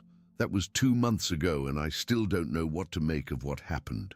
Mark's pictures of the footprints came out blurry and inconclusive, which seems to be the case with all supposed Bigfoot evidence, I guess. Tyler has gone down a rabbit hole of Sasquatch research and keeps texting me links to similar encounters in the area. Ava refuses to discuss it at all and says she's never going camping again. As for me, I don't know what to believe. I've gone over it 1,000 times in my mind. The rational part of me wants to dismiss it. Maybe it was a bear walking strangely or other campers playing an elaborate prank. But then I remember that shadow on our tent, the perfect stillness of it, the way it just stood there watching us. I remember the complete silence of the forest that night, as if every living thing was holding its breath. Whatever was in those woods with us, it was intelligent, it was curious, and it was not something I can explain. I haven't gone back to the woods since then. I'm not sure I ever will. Story 8. I've never been one to believe in the supernatural. 20 years in the Marines trains that out of you pretty quick. I've seen real horrors, war, death, human cruelty, but nothing prepared me for what's been happening at our home these past few weeks. I'm still trying to make sense of it all. My son Connor and I bought this place on the outskirts of Jasper, Georgia, after I retired. Beautiful property, about 4 acres backing up to national forest land. The house itself needed work, which was fine. Fixing it up together was part of our plan. Connor's 32 now, wanted to move away from the city, and I was looking for something peaceful after a lifetime of chaos. That peace didn't last long. It was the second week of November 2012. The weather had turned cold, but we were still working on the back deck. That night, around 9:30, we were carrying lumber from my truck to the back of the house. I'd set up a utility pole light near the work area, which cast a decent circle of illumination into the yard. But beyond that was pure darkness, the forest wall maybe 40 yards from the house. I was making another trip to the truck when I caught a whiff of something awful, like roadkill that's been sitting in the summer heat for days, mixed with something musky and wild. It hit me like a physical force. I remember pausing, board still in my hands, trying to figure out where it was coming from. That's when I noticed it. At first, I thought it was just another tree at the edge of the light, but then it moved. I'm not ashamed to admit I froze. 20 years in combat zones, and I stood there like a deer in headlights. The shape took a single step forward, entering the circle of light fully, and I realized I was looking at something impossible. It was massive, easily 8 feet tall, maybe more. Built like a linebacker, but bigger, broader, with powerful shoulders that hunched forward slightly. The proportions were all wrong for a human, arms too long, hanging down past its knees. They swung slightly as it took another deliberate step forward. The whole body was covered in thick grey hair, with patches of dark brown, especially around the shoulders and chest. Later, I'd wonder if that meant it was an older specimen, greying with age like humans do. Its face was partially obscured by shadow and hair, but I could make out deep-set eyes reflecting the light, a prominent brow ridge, and a wide, flat nose. There was intelligence in those eyes, not animal, not human either. Something else. It stood there staring at me for what felt like minutes, but was probably only seconds. Then it took 3 more long, deliberate steps through the light, covering a good 10 feet of ground in what seemed like slow motion, before disappearing into the darkness on the other side. "Dad?" Connor's voice snapped me back to reality. He was standing at the edge of the deck, looking concerned. "You okay?" I couldn't find the words at first. "What do you tell your adult son? That you just saw Bigfoot? That there's a monster in our woods?" I mumbled something about being tired and we finished up for the night, but I couldn't sleep. I kept replaying those few seconds over and over in my mind, trying to rationalize what I'd seen. I didn't tell Connor that night, didn't tell anyone for 2 days. Then my brother James called. He's a pastor at the local Baptist church, lives about 3 miles down the same road. He was shaken up. "Thomas, something crossed my driveway last night," he said, voice trembling slightly. James isn't easily rattled. "I was coming home late from a church meeting, and when my headlights hit it, Tom, it wasn't human." The description he gave matched exactly what I'd seen. Massive, grey-brown hair, impossibly long arms. He'd gotten a better look at the face, said it had a prominent jaw, lips that pulled back to reveal teeth when it turned toward his headlights, said it moved with purpose, intelligence. That's when I told him about my own encounter. We agreed to keep it between ourselves for the time being. No need to alarm the family or become the local crackpots. But 3 days after my first sighting, it returned. Connor and I were finishing up work around dusk. I kept glancing toward the tree line, half expecting to see it again. Then Connor nudged me. "Dad, what's that by the edge of the woods?" I looked where he was pointing. At first, it appeared to be a dark shape crouched low to the ground, maybe 50 yards out. As we watched, it slowly stood up, unfolding to its full height. Even at that distance, it was unmistakable, the same creature I'd seen before. Connor let out a quiet, "Holy shit," beside me. It just stood there, watching us. I could feel a pressure building in my chest, a primal warning system telling me we were being hunted. After maybe 30 seconds, it turned and walked into the trees, visible for a few more moments as it moved between trunks before disappearing completely. "What the hell was that?" Connor's voice was steady, but I could see his hands shaking. "I don't know," I lied. "Let's head inside." That night, I finally told him about my previous sighting and about James's encounter. Connor took it surprisingly well. He'd been raised on hunting trips and outdoor survival. He knew enough about wildlife to understand that what we'd seen wasn't any recognized animal. Things escalated quickly after that. 2 days later, my nieces, James's daughters Emily and Sarah, 11 and 9, were playing in our front yard while James and his wife Melissa were visiting. The girls came running inside, faces white with terror. "Something chased us," Emily was crying, clutching her little sister's hand. "It was big and hairy and it threw rocks at us." We tried to calm them down, get a clearer story. They had been playing near the edge of the property when they heard something moving in the underbrush. Sarah said she saw a big, hairy man watching them from behind a tree. When they started walking back toward the house, it followed them, keeping to the tree line. Then rocks started landing around them, not hitting them directly, but close enough to scare them into running. James and I grabbed our rifles, legal hunting weapons, nothing military grade, and went outside to investigate. We found disturbed ground near where the girls had been playing, and several rocks that clearly hadn't been there before. These weren't pebbles either. Some were the size of softballs, heavy enough to seriously injure a child if they'd connected. We searched the area for about 20 minutes, finding nothing else unusual. As we turned to head back to the house, I caught James's arm. There, about 30 yards away, partially hidden behind a large oak tree, was the creature. It was so still I almost missed it, but once I saw those eyes reflecting back the fading daylight, there was no mistaking what I was looking at. James saw it too. We both raised our rifles instinctively, but neither of us fired. The creature didn't move, didn't threaten. It just watched us. After a tense standoff that lasted maybe 15 seconds, it simply turned and walked deeper into the forest, making surprisingly little noise for something so large. "Did you see the way it was hiding?" James whispered once it was gone. "It wasn't just standing there.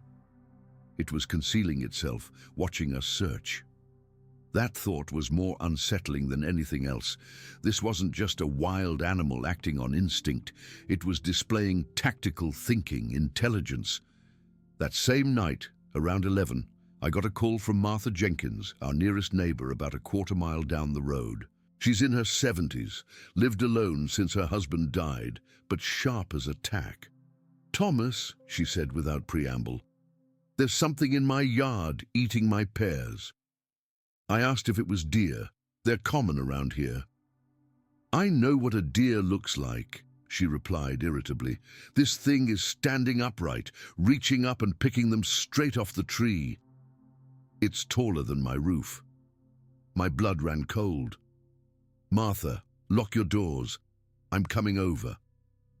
I grabbed my rifle and was halfway to my truck when her voice came back on the line. "Wait, it's leaving now, heading toward your property, Thomas, through the woods." By the time I reached Martha's place 10 minutes later, whatever had been there was long gone. But under her pear tree, I found massive footprints in the soft soil, 18 inches long at least, with 5 distinct toes and a depth that suggested enormous weight. Martha said she'd watched it from her kitchen window, described the same creature James and I had seen, only she'd gotten a better look at its face, said it had a human quality to its eyes that disturbed her deeply. That was 2 weeks ago. Since then, the activity has intensified. We've found trees damaged, not just broken branches, but entire trunks twisted and split in ways that would require tremendous strength. More rocks thrown toward the house, usually at night. Something pulled apart a stack of lumber we had covered with a tarp, scattering the boards over a 20-foot area. James has had 3 more sightings near his property. Connor and I have heard vocalizations at night, not quite howls, not quite screams, but something in between that makes the hair on your neck stand up. Deep, resonant, and clearly not from any animal native to these woods. Last night was the worst. Around 3 in the morning, something hit the back deck with enough force to wake me from a dead sleep. I grabbed my rifle and flashlight and carefully approached the back door. Through the glass, I could see the utility light was still on, illuminating the yard. Standing directly in the center of that pool of light was the creature. It was the clearest view I've had yet. Every detail of its massive frame visible. It was staring directly at the door, at me, with an intensity that felt like a physical force. In one hand, and I call it a hand because that's what it was, not a paw, it held a large rock. As I watched, it deliberately placed the rock on the deck railing. Not threw it, placed it, like it was leaving a calling card. Then it made a sound, a low rumbling vocalization that seemed to vibrate through the glass. It raised one hand palm outward in what I can only describe as a gesture of communication, warning, I don't know. The meaning was unclear, but the intent was unmistakable. It was interacting with me purposefully. After a few seconds of this standoff, it turned and walked away, unhurried, disappearing into the darkness beyond the light's reach. I didn't sleep again. This morning I went out to find the rock, a smooth riverstone that doesn't match any others on our property, weighing at least 15 pounds. It had to have been carried here from somewhere else. I've spoken with a few other people in the area since all this began. 3 other families have reported similar encounters over the past few years. All describe the same creature, 8 feet tall, grey-brown hair, long arms, powerful build. All mention the intelligence in its eyes, the deliberate nature of its actions. I don't know what to do. Moving isn't an option. We've sunk everything into this property. Contacting authorities seems pointless. What would I tell them? That Bigfoot is harassing my family? I'd be laughed out of the county. So we wait, we watch. We keep our rifles loaded and our doors locked. Whatever this thing is, and I still hesitate to put a name to it, it's not going away. It was here before us, and it seems determined to let us know that this is its territory, not ours. The most disturbing part isn't the size or strength. It's the calculation behind its actions. The rocks thrown near children but not at them. The items taken and rearranged. The direct eye contact. The vocalizations that sound almost like attempts at communication. It's watching us, even now. I can feel it when I step outside, that sensation of eyes on me from the tree line. Sometimes I catch glimpses of movement between trunks, too large and deliberate to be deer or bear. I don't know what it wants or how long this will continue. But I know what I've seen, what my family has seen. There's something in these woods that science can't explain. Something intelligent and powerful that seems to be testing us, studying us, maybe even trying to communicate with us in its own way. And I can't shake the feeling that it's only a matter of time before it decides to do more than watch. Story 9. I still struggle to talk about what happened that day in the ravine, even after all these years. I've gone back and forth about whether to post this at all, because I know how it sounds. But I need to get this off my chest, and maybe someone here has seen something similar. This happened back in 2004 when I was 16. I grew up in a small town near Brookfield where everyone knew each other's business. Finding places to be alone was tough, which is why I treasured the ravine so much. It was this deep cut in the earth about 2 miles from my house, steep on both sides, with a creek winding through the bottom. The locals called it Brody's Ravine, after some farmer who owned the land generations ago. The ravine was my escape. My parents were going through a rough patch that spring, constant fighting that made being at home unbearable. My older brother had already moved out for college, so I was alone dealing with their arguments. Whenever things got too intense, I'd grab my backpack with a water bottle and some snacks and head to the ravine. That day started like any other Saturday in May. My parents had been arguing about money since breakfast, their voices carrying through the walls no matter where I tried to hide in the house. Around 11 in the morning, I couldn't take it anymore. I stuffed my backpack with a peanut butter sandwich, an apple, my water bottle, and a paperback I was reading for English class. I yelled something about going for a walk and slammed the door before either of them could object. The weather was perfect, around 70 degrees with a slight breeze. The kind of spring day that makes you feel like the whole world is waking up. I followed my usual path, cutting through old Mr. Hendricks's cow pasture. He never minded as long as I closed the gates, and into the woods beyond.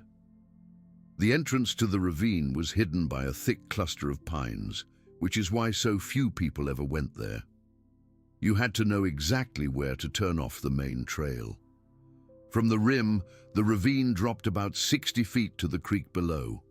I had a specific route I always took, a narrow, winding path that zigzagged down the slope. Parts of it were pretty steep, and I used the roots and smaller trees to steady myself as I made my way down.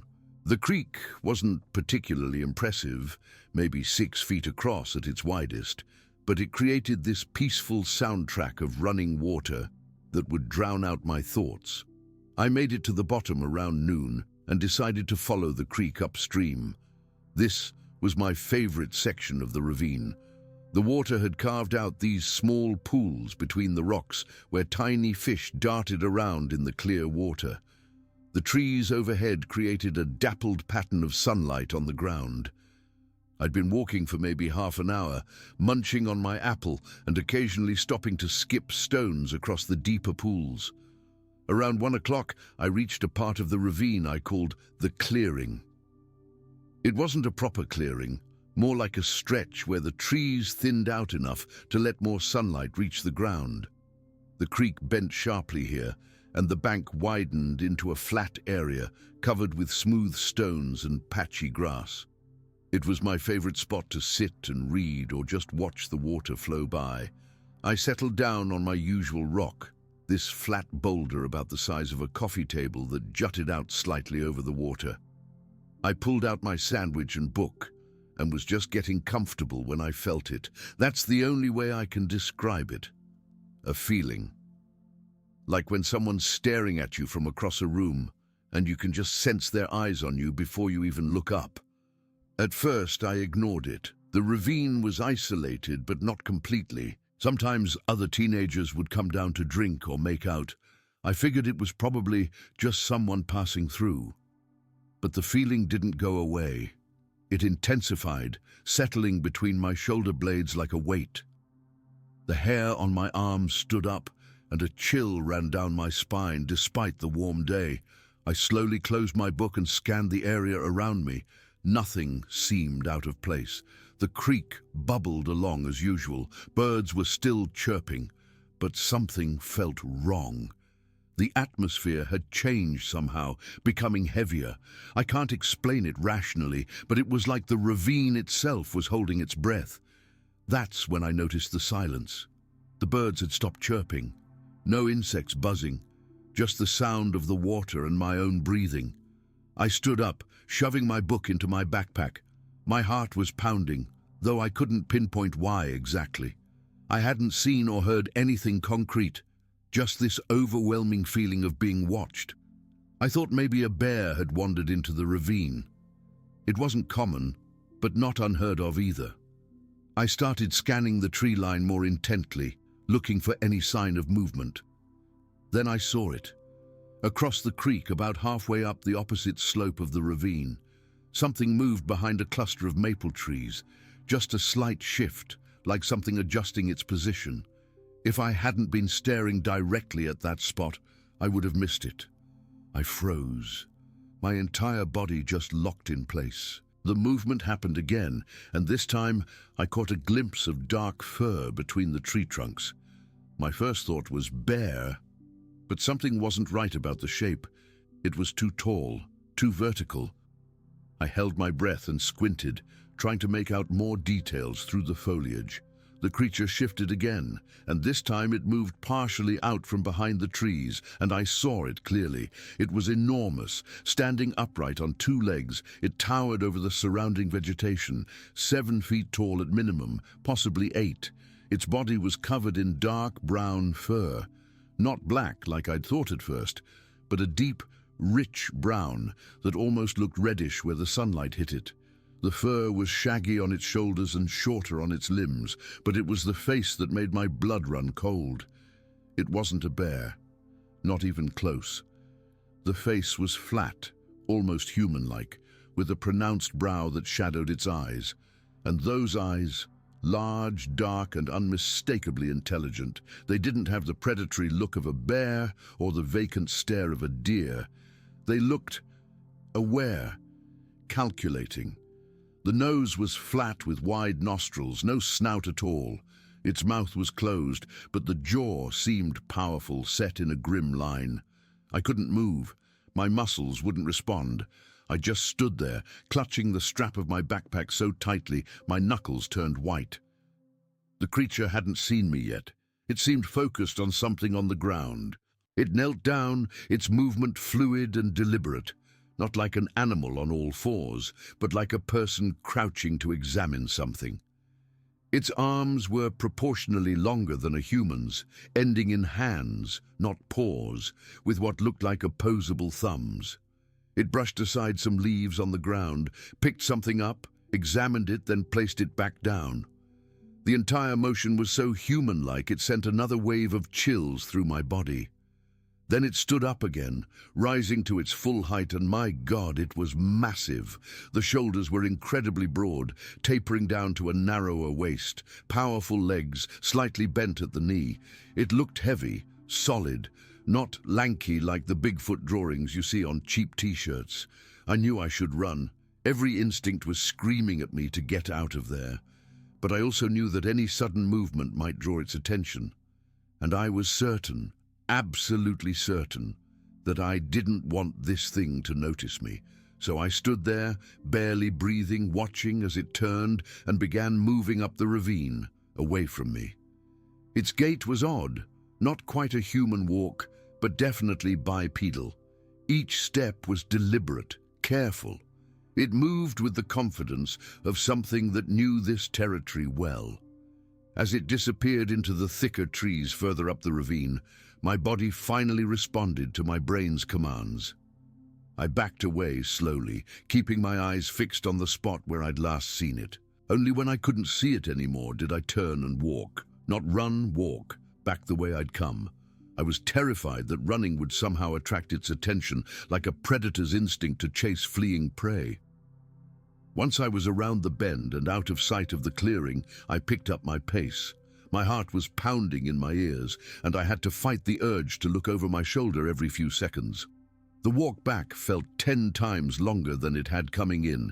Every snapping twig or rustling leaf made me jump. I climbed the path out of the ravine faster than I ever had before, occasionally using my hands to scramble up the steeper sections. Only when I reached the top, when the ravine was behind me and the open pasture lay ahead, did I finally break into a run. I sprinted all the way across Mr. Hendrick's field, not stopping until I reached the road. I didn't go straight home. I couldn't. My mind was racing, trying to process what I'd seen. I sat on the guardrail by the road for almost an hour, trying to rationalize it. Maybe it was a bear with mange. But bears don't have flat faces. A man in a costume, in the middle of nowhere, with no one around to prank. Nothing made sense. When I finally got home, my parents were still arguing. They barely noticed I'd been gone for hours. I went straight to my room and locked the door, sitting on my bed, staring at the wall until dinner time. I couldn't tell them. I couldn't tell anyone. Who would believe me?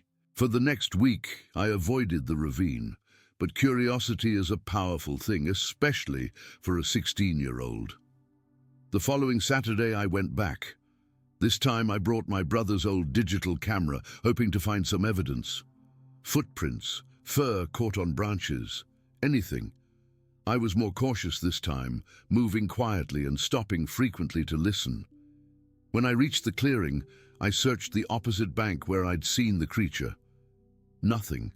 No footprints in the soft earth, no broken branches, no sign that anything unusual had passed through. I spent hours combing the area, working my way up the ravine in the direction it had gone. Nothing. I returned 3 more times over the next month, each visit yielding the same result. Absolutely no physical evidence of what I'd seen. Eventually, I convinced myself that maybe my eyes had played tricks on me. Maybe it was some combination of shadows and imagination. But deep down, I knew what I saw. The image of that creature is burned into my memory, every detail, every movement. I didn't tell anyone about it until 3 years later, when I was in college. My roommate and I were sharing weird experiences one night after a few beers, and it just came out. He laughed it off, of course, called me crazy, said I probably saw a bear, and my teenage brain exaggerated it. I never brought it up again. I'm 28 now, and I've never gone back to Brookfield. My parents moved away after I left for college, so there's no reason to visit. Part of me wants to return to that ravine, to see if it's still there or if there's any sign of it. But another part of me is terrified of what I might find, or worse, what might find me. I've researched similar sightings since then. The physical description matches what people call Sasquatch or Bigfoot, but those names make it sound like some cartoon character. What I saw wasn't a myth or a legend. It was flesh and blood and terrifyingly real. The intelligence in those eyes wasn't animal-like. There was something almost knowing in the way it examined its surroundings. I still dream about it sometimes. In the dreams, it always notices me. It turns those dark, knowing eyes toward me and recognizes me as another intelligent being. Sometimes it approaches me. Sometimes it speaks, though I never remember what it says when I wake up. I don't know what I saw that day in Brookfield ravine. I don't know if it was a known species or something science hasn't classified yet. All I know is that it existed and it changed how I see the world. There are things out there in the woods, in the quiet places where people rarely go, that we can't explain. Things that watch us from the shadows while we remain oblivious to their presence. And sometimes, if you're unlucky like me, you catch a glimpse of them. And once you do, you can never unsee it. You can never go back to believing the world is exactly as you were taught. Story 10. I've never really talked about this with many people. For years, I convinced myself it was just my imagination, or maybe some kind of wild animal that looked different through the filter of fear. But now, I'm not so sure. And I need to put this down somewhere, even if just to make sense of it myself. This happened back in July 1995. I was a private in the Army stationed at Fort Polk in western Louisiana. Anyone who's done time at Polk knows it's basically a never-ending sauna surrounded by dense forest and swampland. I was working with the aviation unit there, primarily on helicopter exercises, but had a few days of downtime that week. I've always been fascinated by Native American history, and I'd spend my free time looking for arrowheads or pottery fragments around the base. Nothing serious, just a hobby to get me out in nature and away from the barracks. Fort Polk and the surrounding area has a rich history of indigenous settlements, so it wasn't uncommon to stumble across the occasional artifact if you knew where to look. That morning started like any other. I woke up around 5:30, had a quick breakfast at the mess hall, and headed out. The sun was just starting to break through the trees, and there was that heavy morning mist hanging over everything. If you've spent time in Louisiana, you know the kind of humidity I'm talking about. The air so thick you feel like you're breathing through a wet towel. I'd heard from one of the older NCOs that there were some promising spots to check out about 1.5 miles northeast of the main base, along the edge of a restricted impact zone. These impact zones were areas where they'd conduct artillery training, so they were off limits, but the borders sometimes had undisturbed areas where you could find stuff. I walked along this paved access road for about 1.5 miles. It was quiet that morning, just the sound of cicadas and the occasional bird call. The base was conducting minimal operations that week, so there weren't many vehicles around. When I reached the spot where the NCO had suggested I check, I turned north onto this narrow dirt trail that cut through some pretty dense woods. The trail wasn't much, probably made by local hunters or maybe other soldiers with the same hobby as me. It was overgrown in spots, with vines and brambles grabbing at my pants as I pushed through. The forest here was old growth, towering pines mixed with oak and cypress, with that thick undergrowth that's typical of Louisiana woodlands. The canopy was so dense in spots that it was almost like twilight on the forest floor, despite being mid-morning by this point. After about 3/4 mile, the trail started to descend slightly, and I could hear the sound of running water ahead. There was supposed to be a small creek in the area, and creek beds are often good spots to find arrowheads or other artifacts that might have been exposed by water erosion. That's when I heard it. At first I thought it was maybe a deer or wild hog moving through the underbrush. There was a heavy rustling sound coming from about 150 feet into the woods to my right. But then came this deep, guttural grunt that stopped me dead in my tracks. It wasn't like any animal sound I was familiar with, not a hog or a bear or anything I'd ever heard around those woods. It was deep, powerful, deliberate. I froze completely. Every instinct in my body suddenly went on high alert. You know that feeling when your body reacts before your mind has even processed what's happening.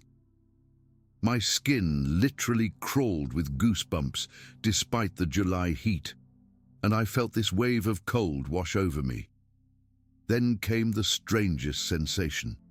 This overwhelming feeling of being watched, not just observed, but intensely scrutinized. I'd experienced something similar during training exercises when we knew snipers were positioned in the area. That sixth sense that tells you eyes are on you. But this was far more intense. After what felt like forever, but was probably only 10 or 15 seconds, there was a second grunt, lower, almost like a warning, and then movement. I'll never forget what I saw next. From the direction of the creek, about 150 feet away, a large figure stood up. It had apparently been crouching or kneeling at the creek bank, but now it rose to full height, and it was tall. I'd estimate between 6 and 7 feet, maybe more. It was dark, not just black, but a deep, dark brown that almost blended with the shadows of the forest, and it was unmistakably upright, bipedal, standing on 2 legs. The shape was humanoid, but wrong. The proportions weren't right. The shoulders were too broad, the arms too long. It had this massive barrel chest that tapered to a narrower waist. I couldn't make out facial features clearly at that distance and through the foliage, but I could see its head turn in my direction. For a split second, couldn't have been more than a breath. I felt like we made eye contact. I don't know how to explain it, but in that moment I knew with absolute certainty that whatever this was, it was intelligent. There was an awareness there, a presence of mind that went beyond animal instinct. Then, as suddenly as it had appeared, it turned and moved away from me, crashing through the underbrush in the opposite direction. The way it moved was both powerful and fluid, not the clumsy gait of a bear on its hind legs or a person in a costume. This thing knew the forest and moved through it with purpose, though not with the silence you might expect. It seemed almost like it wanted me to hear it leaving. I didn't stick around. Every horror movie I'd ever seen flashed through my mind, and my feet were moving before I'd even made a conscious decision to retreat. I practically ran the entire 3/4 of a mile back to the paved road, constantly looking over my shoulder, feeling like at any moment something might emerge from the trees behind me. When I reached the road, I slowed to catch my breath, but I didn't stop moving until I was back within sight of the main base buildings. My heart was pounding so hard I could feel it in my throat, and my uniform was soaked through with sweat. The rest of that day is kind of a blur. I remember showering for a long time when I got back to the barracks, trying to process what I'd seen. I tried to rationalize it. Maybe it was a bear, though I knew bears in that area were extremely rare. Maybe it was someone from the base in ghillie suit doing some kind of unauthorized training exercise. Maybe it was a loose horse from one of the nearby farms, though that explanation fell apart the second I thought about it standing upright. I didn't report it to anyone. What was I going to say? That I saw a monster in the woods? That would have earned me endless ridicule or worse, a psychological evaluation, so I kept it to myself and eventually pushed it to the back of my mind, chalking it up to an overactive imagination or a trick of the light and shadows. For years, I barely thought about the incident. I transferred to different posts, eventually moved to the Army Reserve in Kansas, and that day at Fort Polk became just another vague memory from my early military career. Then, in 2001, 6 years later, everything changed. I was working with a guy named Martinez who had transferred into our reserve unit after serving as an Army Ranger. We were doing a weekend drill, sitting around one night after training, swapping stories about our active duty days. Someone brought up weird experiences they'd had on base, and people started throwing out tales of strange noises, inexplicable lights, the usual stuff. I don't know what made me bring it up after all those years. Maybe it was the casual atmosphere, or the fact that we were all sharing strange experiences. But I mentioned my encounter in the woods at Fort Polk, keeping my tone light like it was just another ghost story. Martinez didn't laugh. Instead, he got this serious look on his face and asked me for more details. When I finished, he told me something that made the hair on the back of my neck stand up. While serving as a ranger sniper near Fort Lewis in Washington state, he and his spotter had repeatedly observed large bipedal figures through their night vision goggles during training exercises. According to him, these figures would observe their positions from a distance, occasionally communicate through grunts, whistles, or wood knocking, and move with an awareness that suggested intelligence rather than animal behavior. We called them woods people, he told me. Command knew about them but had a clear policy. Don't engage, don't report officially. They're not hostile unless provoked, so we left them alone and they left us alone. Martinez wasn't some conspiracy theorist or attention seeker. He was a professional soldier with multiple deployments under his belt, someone I respected. And he was telling me, in no uncertain terms, that what I'd seen that day at Fort Polk was likely a Sasquatch. After that conversation, memories of that day came flooding back with new clarity. Details I hadn't fully processed at the time suddenly made sense. The unnatural silence in the forest right before the encounter, the strange smell I'd briefly noticed but couldn't identify, something like wet dog mixed with something musky and unfamiliar. The way smaller wildlife had gone completely silent. I started doing research, cautiously at first, then with increasing interest. I found accounts from other military personnel who'd had similar experiences on bases across the country. Fort Benning, Fort Bragg, Fort Lewis, and yes, Fort Polk.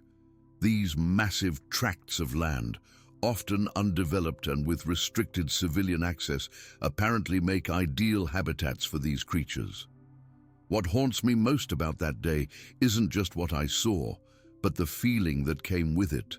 That sense of being in the presence of something ancient and intelligent, something that knew the forests of Louisiana far better than I ever could.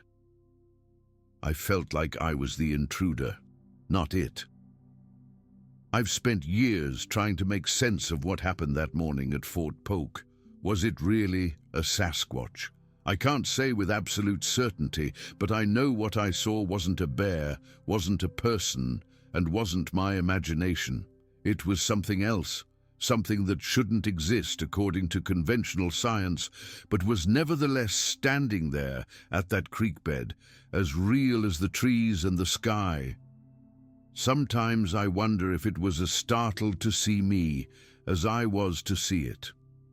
If in some remote part of the Louisiana forests, there's a creature that occasionally tells its own kind about the time it encountered a strange, uniformed figure wandering alone through its territory.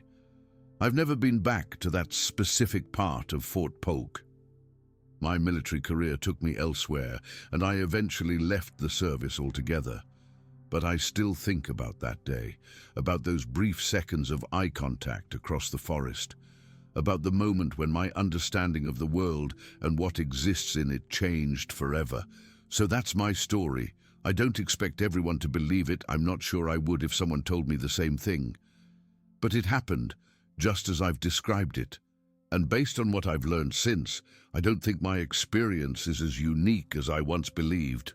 There are things in the forests of America that we don't understand, that exist on the periphery of our world, rarely seen, but very much there. And sometimes, if you're in the right place at the wrong time, you might just catch a glimpse of them. Story 11. I've been meaning to share this experience for a while now, but it's taken me months to process what happened. My hands still get shaky when I think about it. This happened last September, when my family and my brother's family went camping in the Olympic National Forest in Washington state. I've been an outdoorsman all my life, grew up hunting with my dad, spent summers hiking, the whole 9 yards. My brother Jack is the same way. We wanted to give our kids the same love for the outdoors, so we planned this trip for months. My wife Sarah and our 2 kids, Emma, 11, and Tyler, 8, along with Jack, his wife Beth, and their kids, Madison 10 and Ethan 7 were all excited about a weekend away from screens and city noise. We arrived around 2 in the afternoon on Friday. The weather was perfect, not too cold yet, sunny, with that crisp fall feeling in the air. We had researched a spot that was about a mile off the main trail. It was close enough that we could get back to civilization if needed, but far enough to feel like we were actually experiencing nature. The hike-in was uneventful. The kids complained a bit about the weight of their small packs, but they were in good spirits. We found a nice clearing surrounded by massive pine trees and a small stream about 50 yards away. It was picture perfect, exactly what we were looking for. By 4, we had both tents set up, one for my family, one for Jack's, gathered firewood, and were settling in. I remember thinking how peaceful it was. The only sounds were birds, the distant stream, and wind through the trees. We cooked hot dogs and s'mores over the fire, told ghost stories, keeping them mild for the kids, and just enjoyed being away from the chaos of everyday life. As the sun started to set around 7:30, I noticed how quickly the forest changed. The light filtering through the trees created long shadows, and the sounds seemed to shift. It's normal, happens every time I'm in the woods at dusk, but something felt different this time. I couldn't put my finger on it. Around 8, we were still sitting around the campfire when I heard the first unusual sound, rustling from the edge of our campsite, maybe 30 yards away. Not the normal rustling of a squirrel or small animal. This was heavier, more deliberate. I glanced at Jack, and he had heard it too. We both shrugged it off as probably a deer or maybe even an elk checking us out. "Probably just curious wildlife," Jack said, poking at the fire. Sarah asked, "Should we be worried about bears?" "Nah," I assured her. "We stored the food properly and the fire will keep most animals away." We continued our evening, but I noticed Jack kept looking toward where we'd heard the sound. I kept an eye out too, but whatever it was seemed to have moved on. By 10, the kids were exhausted, and it was definitely time for bed. We doused the fire properly, made sure everyone used the bathroom — we had a designated spot a short walk away — and got the kids settled in their sleeping bags. I remember zipping up our tent and hearing Jack doing the same, thinking that was the end of an almost perfect day. Around midnight, I know because I checked my watch when it started, I woke up to a distinct thud sound, followed by something being dragged across the ground.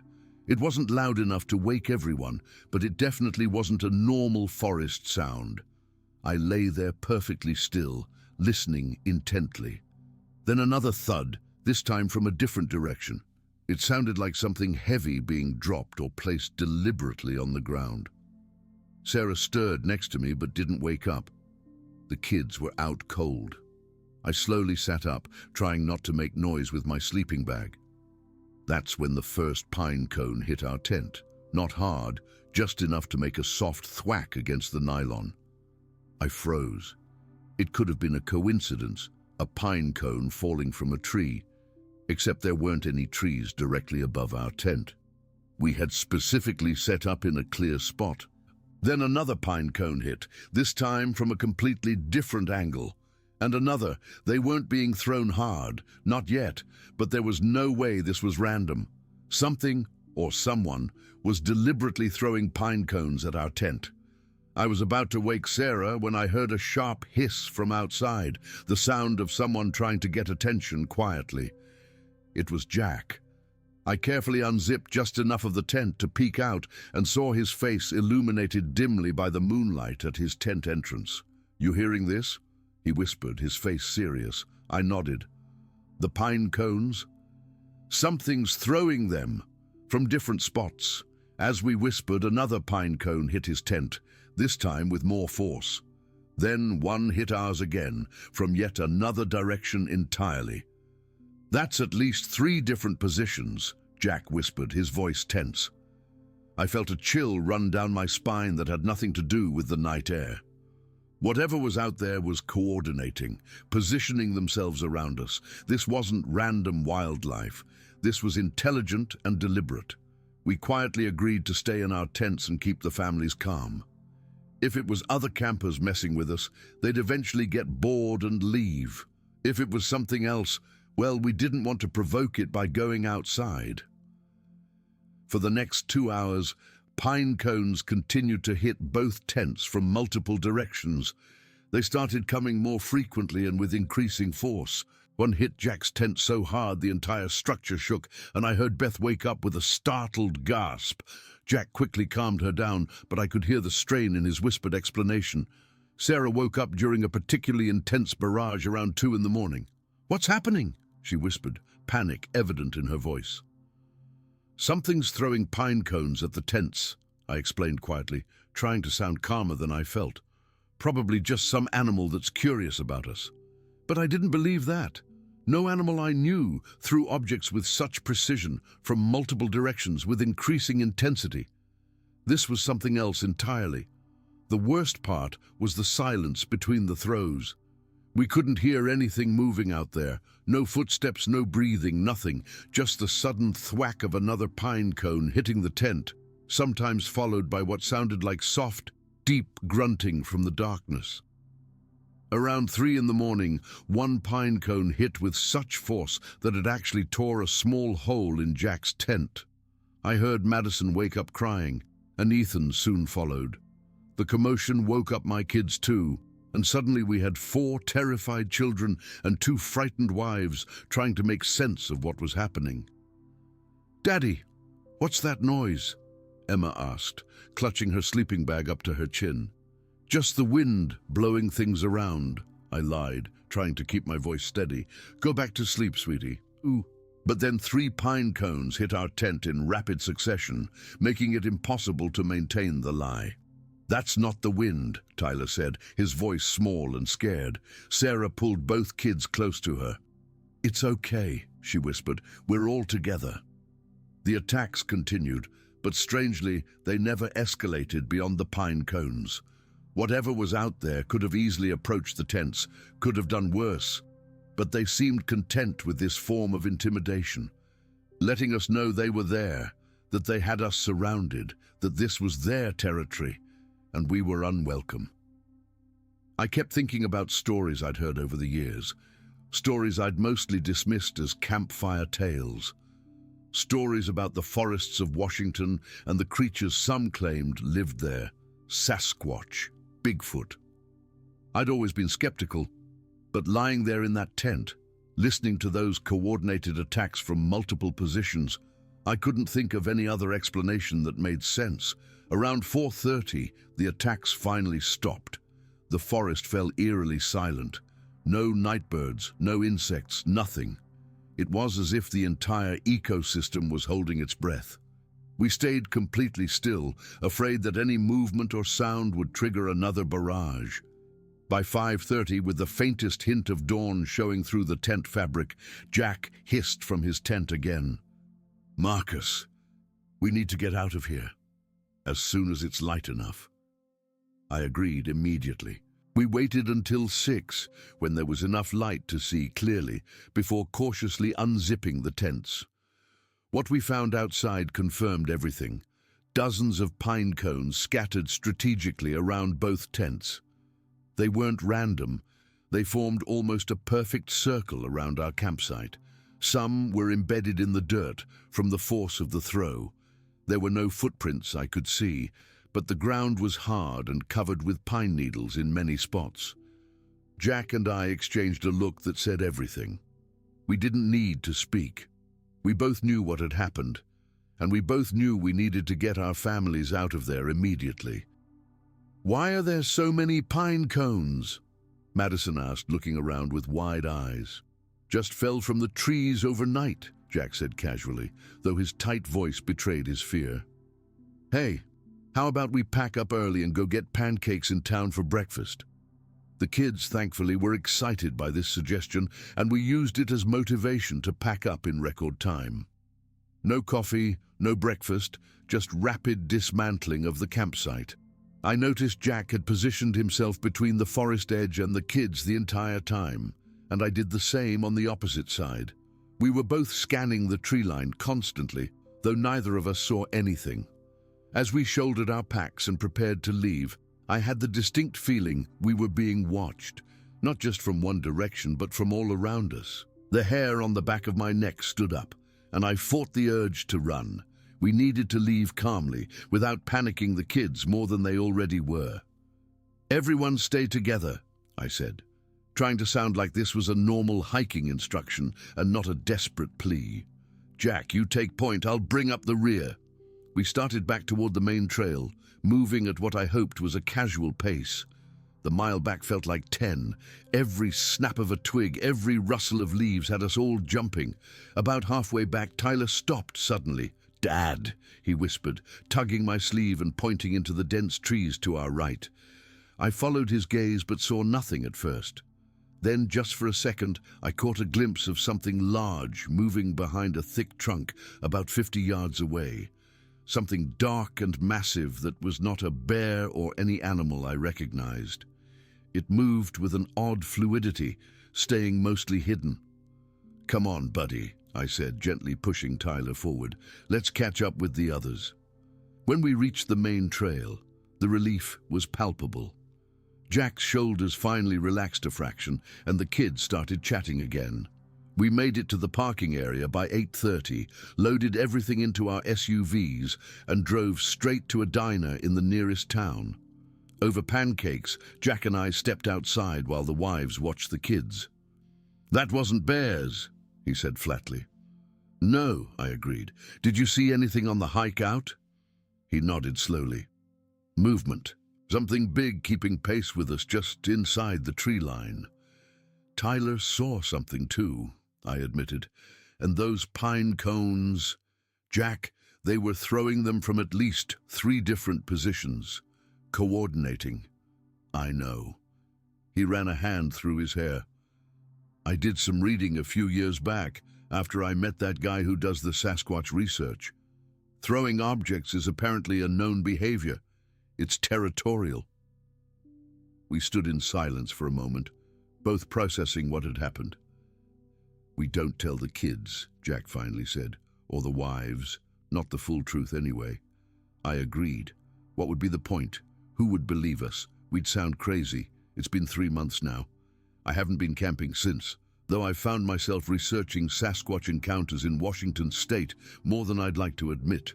So many stories match elements of what we experienced. The coordinated movements, the territory marking, the intimidation tactics that stop short of direct confrontation.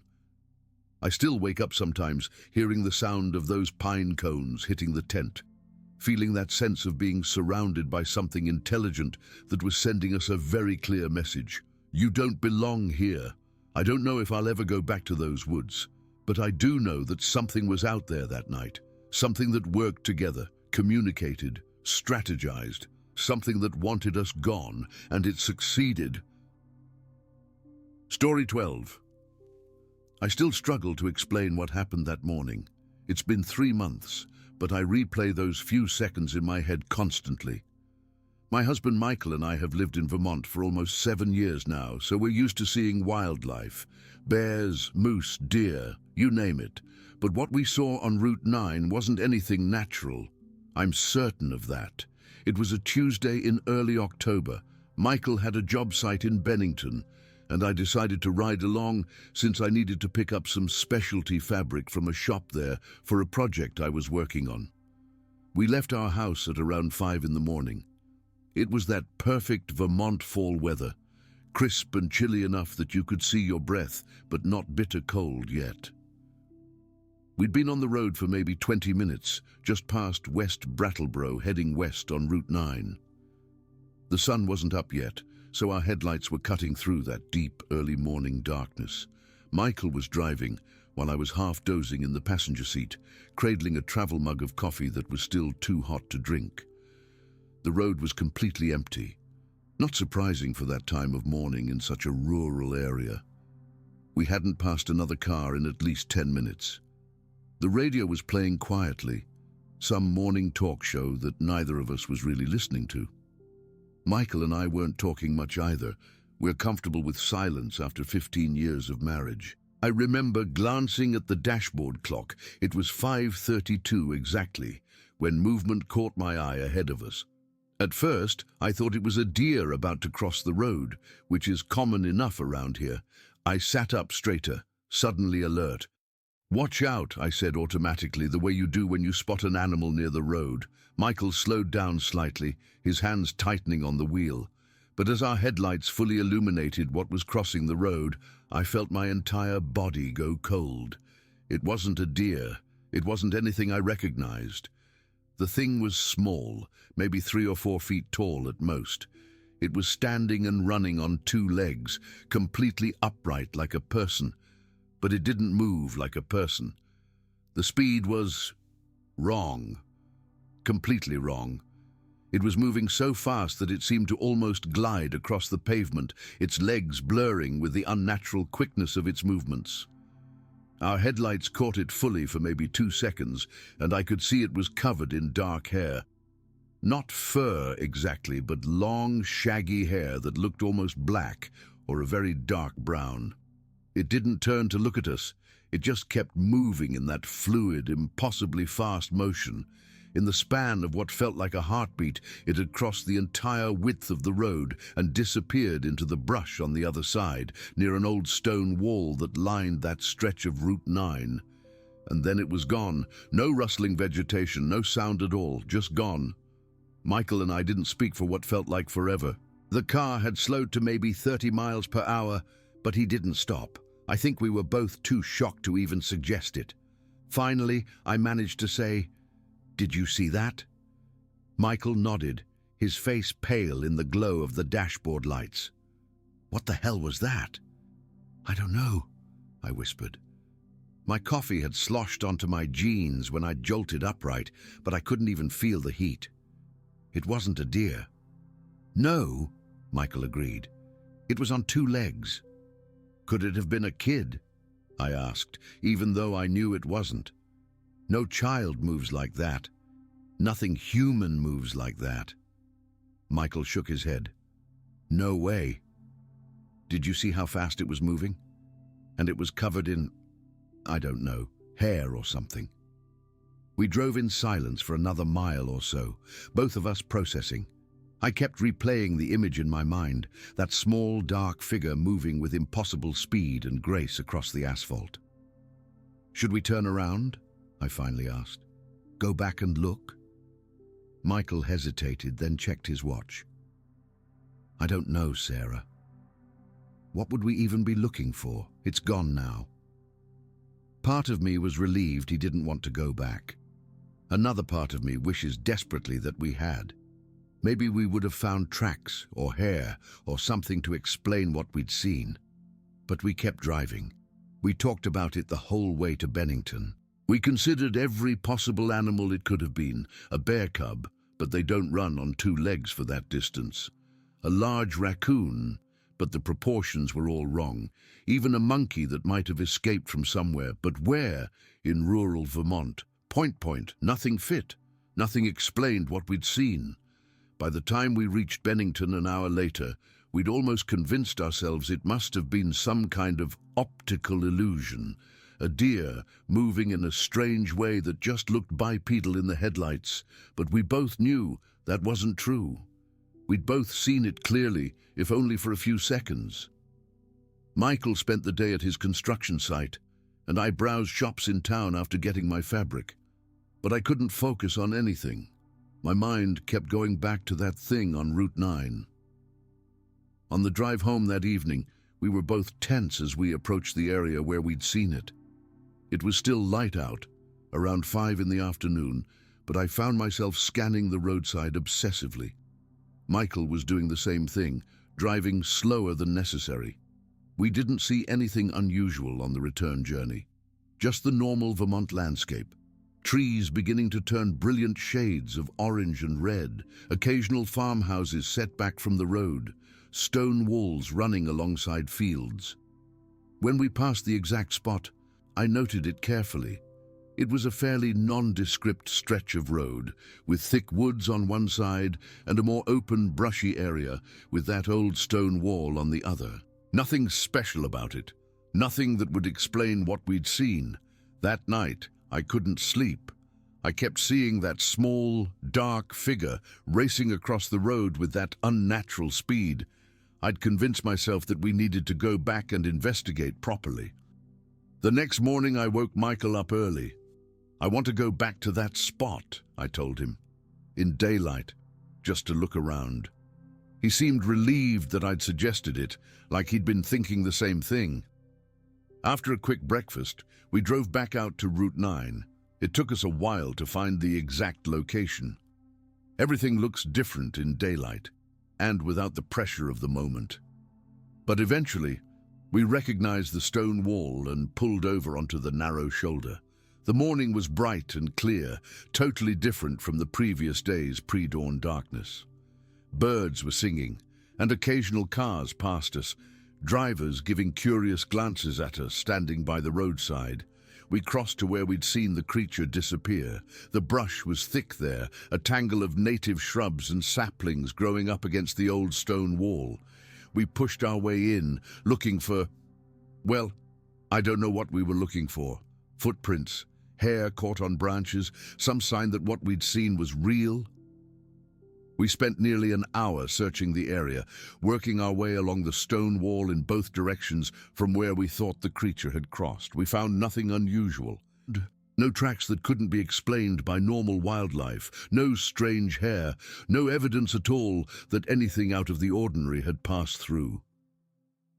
"Maybe it was further down," Michael suggested, but his voice lacked conviction. We both knew we were in the right spot. After we gave up the search, we sat in the car for a while, trying to make sense of what had happened. "We both saw it," I said firmly. "It wasn't our imagination." "I know," Michael agreed. "But what was it?" That's the question that still haunts me 3 months later. What did we see on Route 9 that morning? I've spent countless hours researching online. At first, I looked into known wildlife in Vermont. Nothing matches what we saw. Then I expanded to cryptids and folklore. The closest thing I could find were stories of little people from Native American traditions, or perhaps accounts of what some call dogmen, though the size doesn't match those descriptions. I even reached out to a local wildlife expert, carefully describing what we'd seen without revealing how bizarre the movement had been. He suggested it might have been a fisher cat, but when I looked those up, they don't match at all. I've driven past that spot dozens of times since then, at different times of day and night. I've never seen anything unusual again. Sometimes I pull over and just sit there, watching the woods and the old stone wall, hoping for another glimpse, and also terrified of actually getting one. Michael doesn't like talking about it anymore. About a month after it happened, he started dismissing it as probably just a weird-looking coyote when I brought it up. But I can tell he doesn't believe that. Sometimes I catch him staring out the window at night, like he's looking for something in the darkness. The thing that bothers me most is the speed. Nothing moves that fast. Not naturally, anyway. It was almost like the creature was gliding or floating across the pavement, its legs moving in a blur. And the silence. Even thinking about it now makes my skin crawl. Something crossing a road that quickly should make noise. Feet hitting asphalt, brush rustling when it disappeared into the vegetation. But there was nothing. Absolute silence. I've considered setting up trail cameras in the area, but it feels like crossing a line somehow. Like I'd be invading something's territory. And honestly, I'm not sure I want proof. What if I caught it on camera and it was even stranger than I remember? What if seeing it clearly, without the disorientation of that early morning encounter, would make it impossible for me to explain away? What I do know is that Route 9 doesn't feel the same to me anymore. That stretch of road past West Brattleboro used to be just another part of my regular drive. Now it feels charged somehow, like the boundary between the world I understand and something else entirely. I wonder if anyone else has seen it. I've checked local Facebook groups and community forums, even the weird corners of Reddit where people share strange encounters, but found nothing that matches our experience. Either we're the only ones who've seen this thing, or others have seen it and, like us, struggle to find the words to describe what they witnessed. Sometimes I think about what would have happened if we'd stopped immediately, if we'd pulled over and gotten out of the car while whatever it was might still have been nearby. Would we have found evidence? Would we have seen it again, or would something worse have happened? I don't know, and that not knowing eats at me. Those few seconds on Route 9 at 5:32 in the morning have changed how I see the world.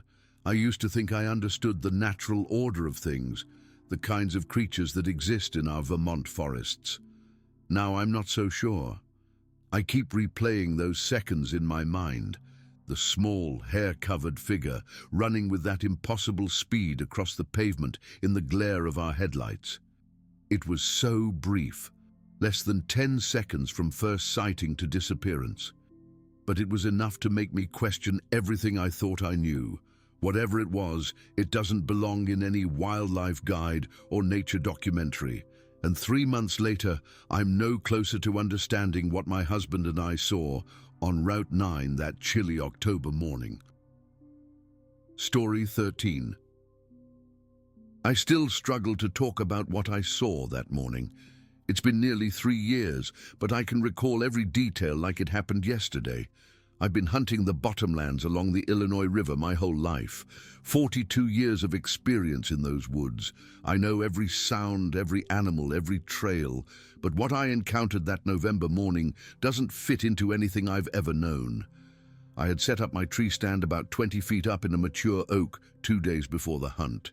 Perfect spot with good visibility of a clearing and several game trails. It was November 12th, peak of the rutting season, and I was hoping to bag a nice buck.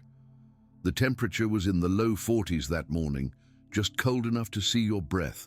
I remember being grateful for my thinsulate gloves as I climbed up to my stand at around 5:30 in the morning, well before first light. The sunrise that day was spectacular, deep oranges and reds breaking through the tree line to the east. By 6:30, I could see well enough to make out details in the clearing. I'd been sitting motionless for about half an hour, just listening to the woods wake up. Squirrels were already active, and I heard a barred owl call from somewhere behind me, nothing unusual so far. Around 7, maybe 7:15, I heard rustling in a dense thicket about 40 yards to my southwest. The sound was heavier than a deer would make, but in rutting season, bucks can get pretty careless. They crash through brush, drag their antlers on trees, and generally make a racket when they're looking for does.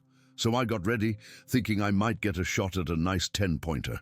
I remember adjusting my position slightly, lifting my Remington, 30-06 to rest it across my knees, not shouldering it yet, but getting prepared. The rustling continued, steady and deliberate. Not the stop-and-start movement typical of deer. Whatever was moving through that thicket was big and wasn't concerned about making noise. Then it emerged partly from the edge of the thicket, and I felt my heart skip several beats. My first thought was, that's not a deer. My second thought was, what the hell is that? Because what I was looking at didn't make any sense. Standing there, partially obscured by the outer branches of the thicket, was what I can only describe as a creature that resembled a gorilla, but much taller and leaner than any gorilla I've ever seen at a zoo or on TV. It was bipedal, standing fully upright on 2 legs, and it had to be at least 7 feet tall, maybe even closer to 7.5. The thing had broad shoulders, a powerful chest, and long, muscular arms. Its body was covered in dark brown fur or hair that looked almost black where the shadows hit it. The fur wasn't shaggy like a bear's. It was shorter and seemed to lie flat against its body. Where the early morning sunlight filtered through the trees and hit its back and shoulders, the fur had a slight reddish tint. I remember my fingers going numb on my rifle, not from the cold, but from shock. I didn't raise the gun.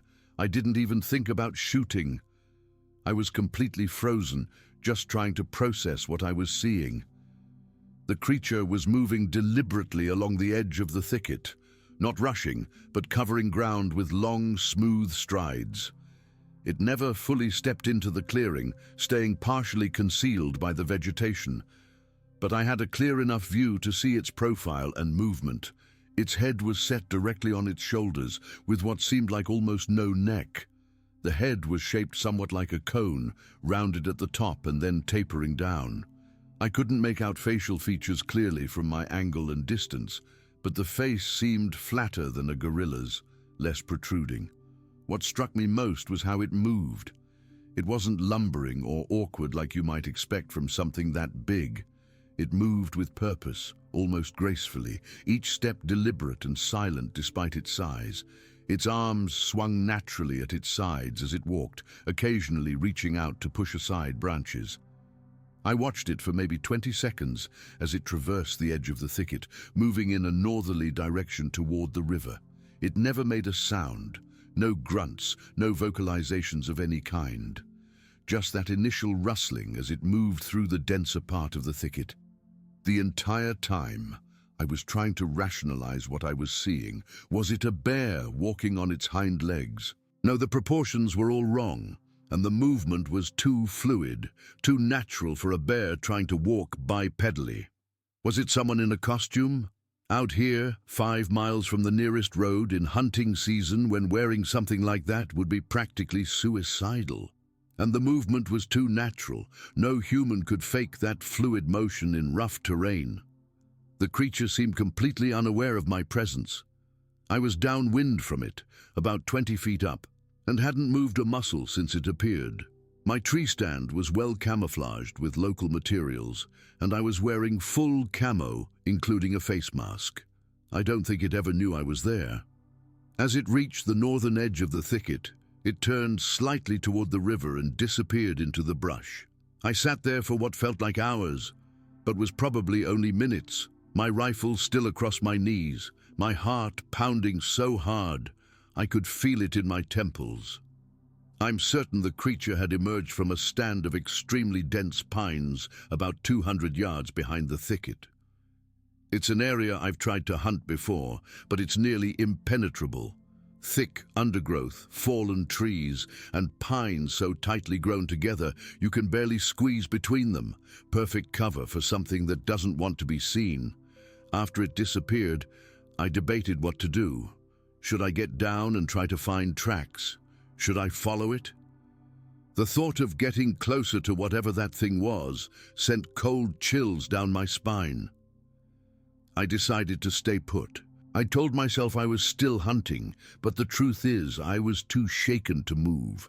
I stayed in that stand until noon, never seeing another living thing bigger than a squirrel. No deer came through the area at all, which is unusual for that spot during rut. It was like everything was avoiding that section of the woods. When I finally climbed down, my legs were stiff from sitting motionless for so long. I walked over to where the creature had been, looking for tracks or hair, anything that would confirm what I'd seen. The ground there is mostly covered with leaf litter and pine needles, which don't show tracks well.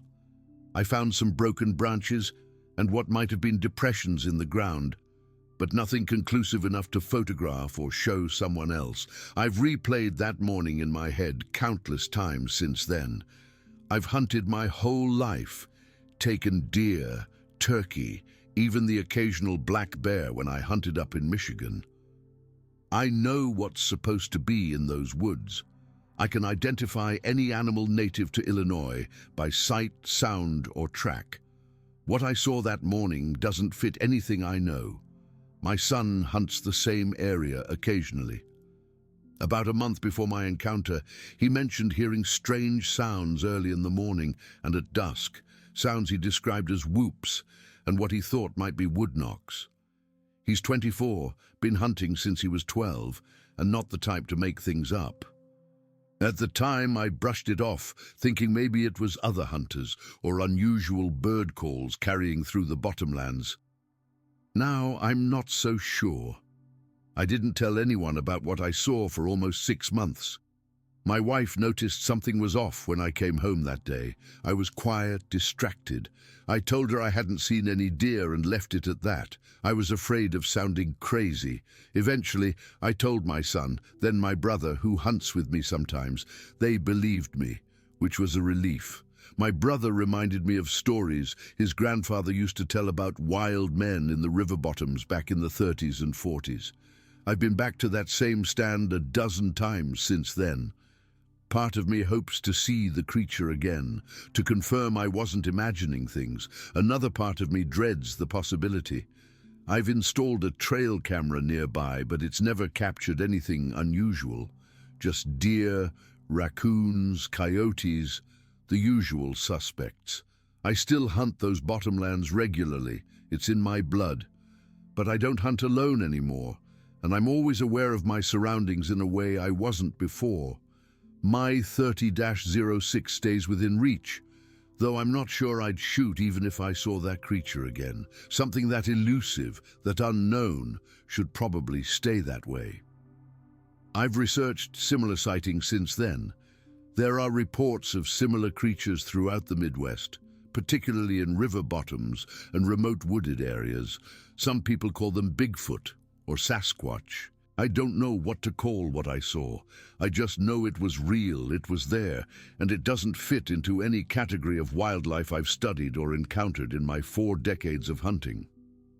What bothers me most isn't the fear, though I was terrified in the moment.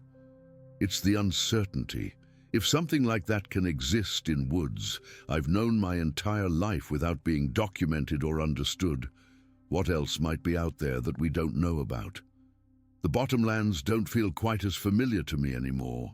There's a mystery there now, moving silently between the trees, leaving no evidence but the memory of its passing, and the absolute certainty that, for 20 seconds on a November morning, I saw something impossible then.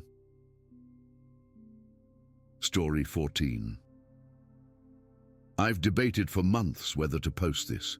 It's still hard to talk about, even though it's been years now. I never believed in this stuff before it happened to me. I was the skeptical one who'd laugh when my friends would talk about ghost stories or weird creatures in the woods. Now I don't laugh anymore. This all started back in 2009. I was living in a small house near Sharon in Noble County, Ohio. It was nothing fancy, just a simple place with some land around it. I'd moved there because I wanted some peace and quiet after my divorce. The house backed up against some woods with a small creek running through the property. There was an old bridge about 50 yards from my back door that crossed over to a hiking trail. The first time something happened, I was washing dishes one evening around 9 o'clock. It was early fall, already dark outside. 3 loud knocks came from the back of the house, not like someone politely knocking on a door, but like someone taking a baseball bat and wham, wham, wham against the siding. It was so forceful the windows rattled. I nearly dropped the plate I was washing. My first thought was teenagers playing pranks, so I flipped on the back porch light and looked out. Nothing. I even worked up the courage to go outside with a flashlight, but I couldn't see anyone. The woods were dead quiet. No crickets, no frogs, nothing. That silence felt wrong somehow. I remember standing there with goosebumps despite the warm evening. I chalked it up to maybe a branch falling or some animal, but deep down, I knew better. Branches don't knock 3 times in perfect sequence. A few months passed without incident. I almost forgot about it until one night in February of 2010. I was reading in bed when the knocking started again. 3 distinct bangs against the back wall of the house. This time, I was too scared to go outside. Instead, I peered through the blinds, and that's when the smell hit me. I had cracked the window earlier because the house was stuffy, and suddenly this overwhelming stench poured in. It was like rotten eggs mixed with decaying meat and something else I can't even describe. The smell was so strong, I gagged and had to cover my mouth with my shirt. I slammed the window shut, but the smell had already gotten into the room. I ended up sleeping on the couch that night because my bedroom reeked. The next morning, I checked around the house again. No footprints, no signs that anything or anyone had been there. I told myself maybe a skunk had sprayed nearby, but I knew that wasn't it. This smell was different. It was like death, but worse. After that night, things went quiet for a long time. Almost 3 years passed without incident. I started to think maybe I'd imagined it all or exaggerated it in my mind. I even started to feel safe again. Then came the summer of 2013. I was tending to my vegetable garden when I found it. A pile of feces unlike anything I'd ever seen. It was enormous, black, and had bits of berries and what looked like fur in it. No dog or bear could have left something that size. It was at least 3 times bigger than anything my neighbor's St. Bernard ever left behind. I took photos of it on my phone because I wanted proof, but I deleted them later because they grossed me out so much. That discovery put me on edge again. I started keeping the windows closed at night despite the summer heat. I bought motion detector lights for the backyard. I even considered getting a gun, which wasn't like me at all. About 2 weeks after finding the feces, it happened. The thing that still makes my skin crawl when I think about it. It was a Thursday evening in July, around 8:30. The sun was just starting to set, but there was still plenty of light outside. I was sitting in my recliner, watching TV with a clear view through my French doors that faced the backyard. I wasn't even paying much attention to what was outside when movement caught my eye. At first, I thought it was a person walking through my yard. My brain tried to make sense of it. Maybe a hiker had gotten lost from the trail. But as I focused on it, I realized this was no person. It was tall, much taller than any man I've ever seen. 7 feet at minimum, maybe even 8. Its body was covered in dark hair or fur that looked black in the dimming light. The hair hung long on its arms, which swung as it walked. Its gait was smooth but strange, kind of rolling from side to side, yet purposeful. The thing never looked toward my house. It just walked calmly across my yard, about 40 to 50 feet away from where I sat frozen in my chair. It moved toward the bridge, and I could see its massive shoulders and the back of its head, which seemed to sit directly on those shoulders without much of a neck. I couldn't move. I couldn't scream. I just sat there, clutching the arms of my recliner so hard my knuckles turned white. My heart was hammering so loud I was sure the thing would hear it, but it never turned around. The whole sighting probably lasted less than 30 seconds, but it felt like hours. Once it disappeared into the trees beyond the bridge, I shot up and locked every door and window in the house. I pulled all the blinds down and sat in the middle of my living room floor with all the lights on, shaking uncontrollably. I didn't sleep that night, or much for the next week. What I saw matched exactly what people describe as Bigfoot. It looked just like that famous film from the 60s. The Patterson-Gimlin footage. I'd always thought that film was a hoax, but now I know better. What I saw was real. It was a living, breathing creature walking through my yard as casually as you'd stroll through a park. I called a friend the next day, but I could tell she didn't believe me. She suggested I was stressed or that maybe I'd seen a bear walking on its hind legs. But I know what bears look like. This wasn't a bear. It wasn't a person in a suit. It was something else entirely. The knocking never returned after that sighting, but I started noticing other things. Areas of flattened grass in the morning, as if something heavy had been lying there. Strange, twisted branches in the woods that didn't look natural. More of those foul-smelling areas near the tree line. I lasted another 3 months in that house before I put it up for sale. I couldn't live there anymore. Every night was torture, wondering if that thing was watching me through the windows. I'd lie awake, listening for sounds outside, jumping at every creak or groan the house made. The realtor asked why I was selling such a charming property, and I made up something about wanting to be closer to family. I couldn't tell her the truth. After I moved, I started researching Bigfoot sightings in Ohio. There have been dozens reported in Noble County alone. I found another account from someone who lived just a few miles from my old house who claimed to have seen at least 2 different creatures on their property, once back in 1984 and again in 2004.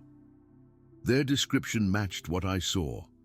I've tried to rationalize what happened. Maybe it was just a bear. Maybe the knocking was some natural phenomenon. Maybe the smell was from a dead animal in the woods. But deep down, I know what I saw. I know what was visiting my property. I still have nightmares about it. In them, I'm sitting in that recliner again, watching through the French doors. But in the dreams, the creature turns and looks directly at me. Its eyes are intelligent, knowing, and instead of walking toward the bridge, it starts walking toward my house, toward the doors that suddenly seem far too fragile. I wake up from those dreams gasping for air, my sheets soaked with sweat. I don't know why it never approached the house that evening. I don't know if it knew I was watching. All I know is that I'll never go back to Noble County, and I'll never again dismiss someone's story about seeing something impossible. Because sometimes the impossible is real, and it might just walk through your backyard one summer evening when you least expect it to. Story 15. Chul, I've never been sure about sharing this experience, but I need to get it off my chest. What happened to me in October 2009 near Mount St. Helens changed how I see the wilderness forever. My husband Marcus and I had been planning this hunting trip for months. We both grew up in rural Washington, and fall hunting trips were a tradition for us, something we'd been doing together since we first met 15 years ago. We'd set up our base camp about 3 miles into the forest, a small clearing with enough space for our tent and gear. That morning we woke up before sunrise, had a quick breakfast of instant oatmeal and coffee, and headed deeper into the woods. The plan was to reach a large meadow Marcus had scouted on a previous trip, apparently a good spot where deer often grazed in the early morning hours. The hike took about 45 minutes. It was cold that morning, maybe in the high 30s, and I remember my breath making little clouds in front of my face. The forest was especially beautiful that time of year, all red and gold leaves, morning fog hanging between the trees. The kind of scene you'd put on a postcard, but there was something different about the forest that day. It felt, I don't know, quiet. Too quiet, maybe, like everything was holding its breath. We reached the meadow around 7 in the morning. It was this beautiful open space, maybe 100 yards across, surrounded by dense forest on all sides. Marcus suggested we position ourselves on the eastern edge so the rising sun wouldn't be in our eyes. I found a spot underneath this massive pine tree where I could sit comfortably against the trunk. Marcus set up about 10 feet from me, partially concealed behind some brush. We settled in and got quiet. That's the thing about hunting. Patience is everything. You sit, you wait, you try not to move. My rifle was across my lap, and I had my binoculars hanging around my neck. I was wearing my camo jacket and pants, heavy boots, and a wool hat to keep my ears warm. About 20 minutes in, I was starting to zone out a bit. You know how your mind wanders when you're just sitting there. The sun had risen higher, warming me up a little through my layers. I remember taking a sip of water from my canteen and carefully screwing the cap back on to avoid making noise. That's when I heard it, branches snapping on the opposite side of the meadow. My first thought was deer. I slowly raised my head, scanning the tree line across from us. The sound continued, not frantic like a running animal, but deliberate, like something large moving carefully. Then I noticed something that made my skin crawl. There was a dark figure at the edge of the clearing that I was certain hadn't been there before. At first, I thought maybe it was just shadows playing tricks on my eyes, but no. It was too defined to be shadows, too still to be a bear. It was standing upright, partially hidden in the brush, but I could make out broad shoulders and long arms. I sat perfectly still, barely breathing, my heart hammering against my ribs. I wanted to signal Marcus, but he was focused in another direction, and I was afraid any movement would alert whatever was watching us.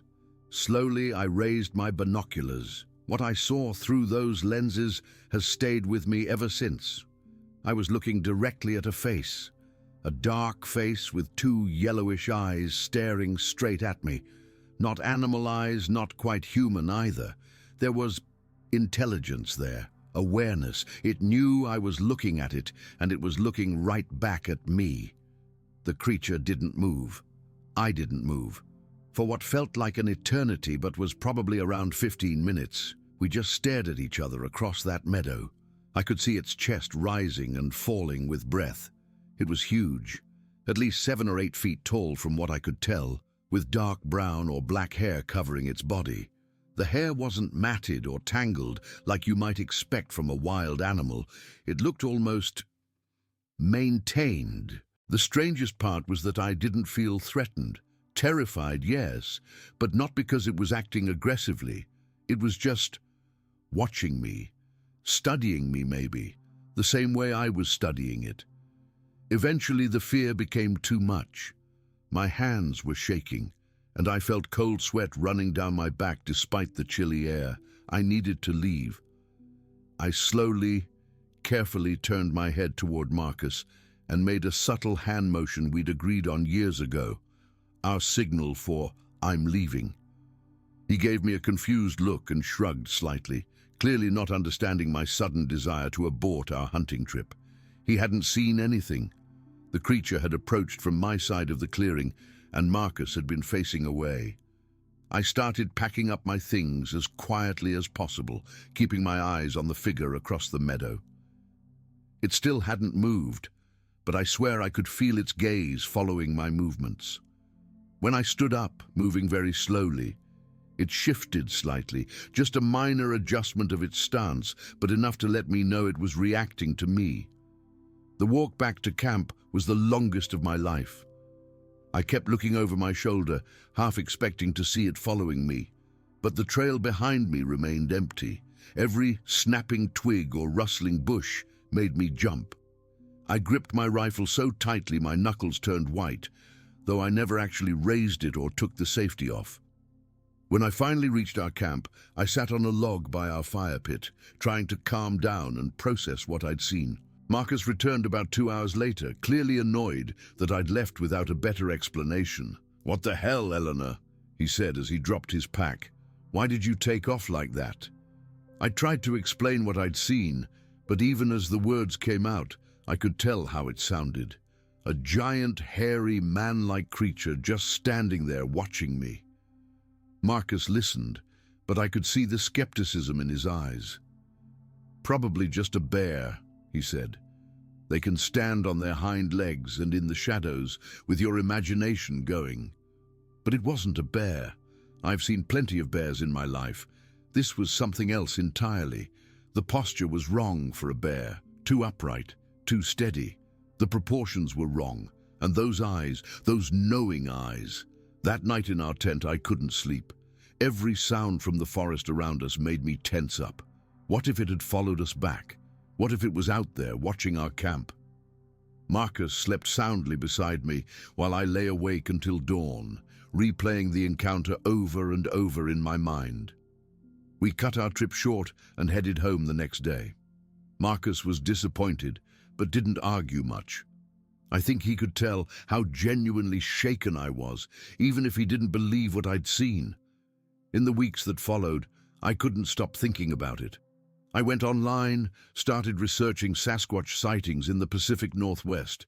So many of the descriptions matched what I'd seen: the height, the posture, the intelligent eyes. I found a community of people who'd had similar experiences, and for the first time since it happened, I didn't feel crazy. I've analyzed that day 1,000 times in my head. The creature had every opportunity to approach us, to harm us, if that's what it wanted. But it didn't. It just observed, curious perhaps about these strange humans in its territory. I think about how it must have entered that clearing so silently that neither of us noticed until it was already there, watching us. The stealth and intelligence that would require it wasn't just some animal acting on instinct. Marcus still doesn't really believe me. He humors me sometimes, but I can tell he thinks I saw a bear or maybe just shadows, and my mind filled in the rest. But I know what I saw, that face, those eyes. They weren't human, but there was something undeniably human-like about them, a consciousness behind them that recognized my own.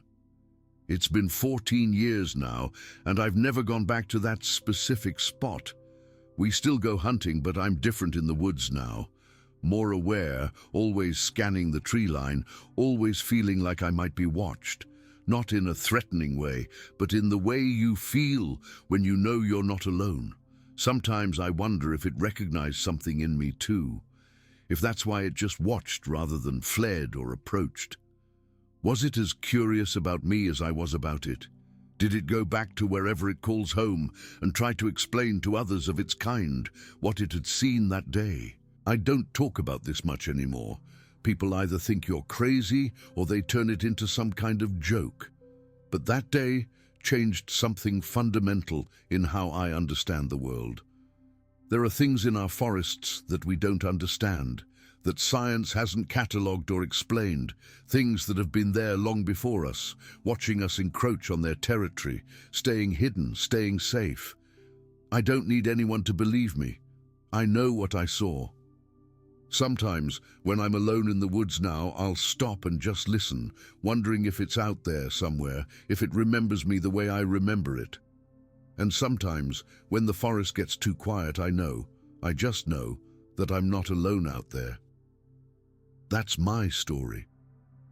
Take from it what you will. But if you're ever in the forest near Mount St. Helens and you feel like something's watching you, well, maybe something is. Story 16. I've debated for months whether to share this. My husband, Marcus, thinks we should just try to forget it, but I can't. I need to put this somewhere, even if most people will think I'm crazy or making it up. I'm not. What happened to us in Yellowstone last January was real, and it changed us forever. Marcus and I are both in our late 60s. Retired high school teachers from Montana. For the past 8 years, we've made it a tradition to spend a week at the Old Faithful Snow Lodge in Yellowstone during January. Most people think we're nuts for going in the dead of winter when temperatures regularly drop below zero, but that's exactly why we love it. The park transforms into this serene, magical place without the summer crowds. The snow blankets everything. The geysers create these incredible frost patterns on the trees, and at night, when there's a full moon, the entire landscape glows with an otherworldly light. Our trip started normally enough. We arrived on Monday, January 10th, around noon after the snow coach dropped us off. The lodge was only about a quarter full, just the way we liked it. Mostly other retirees and a few hardcore photographers hoping to catch winter wildlife.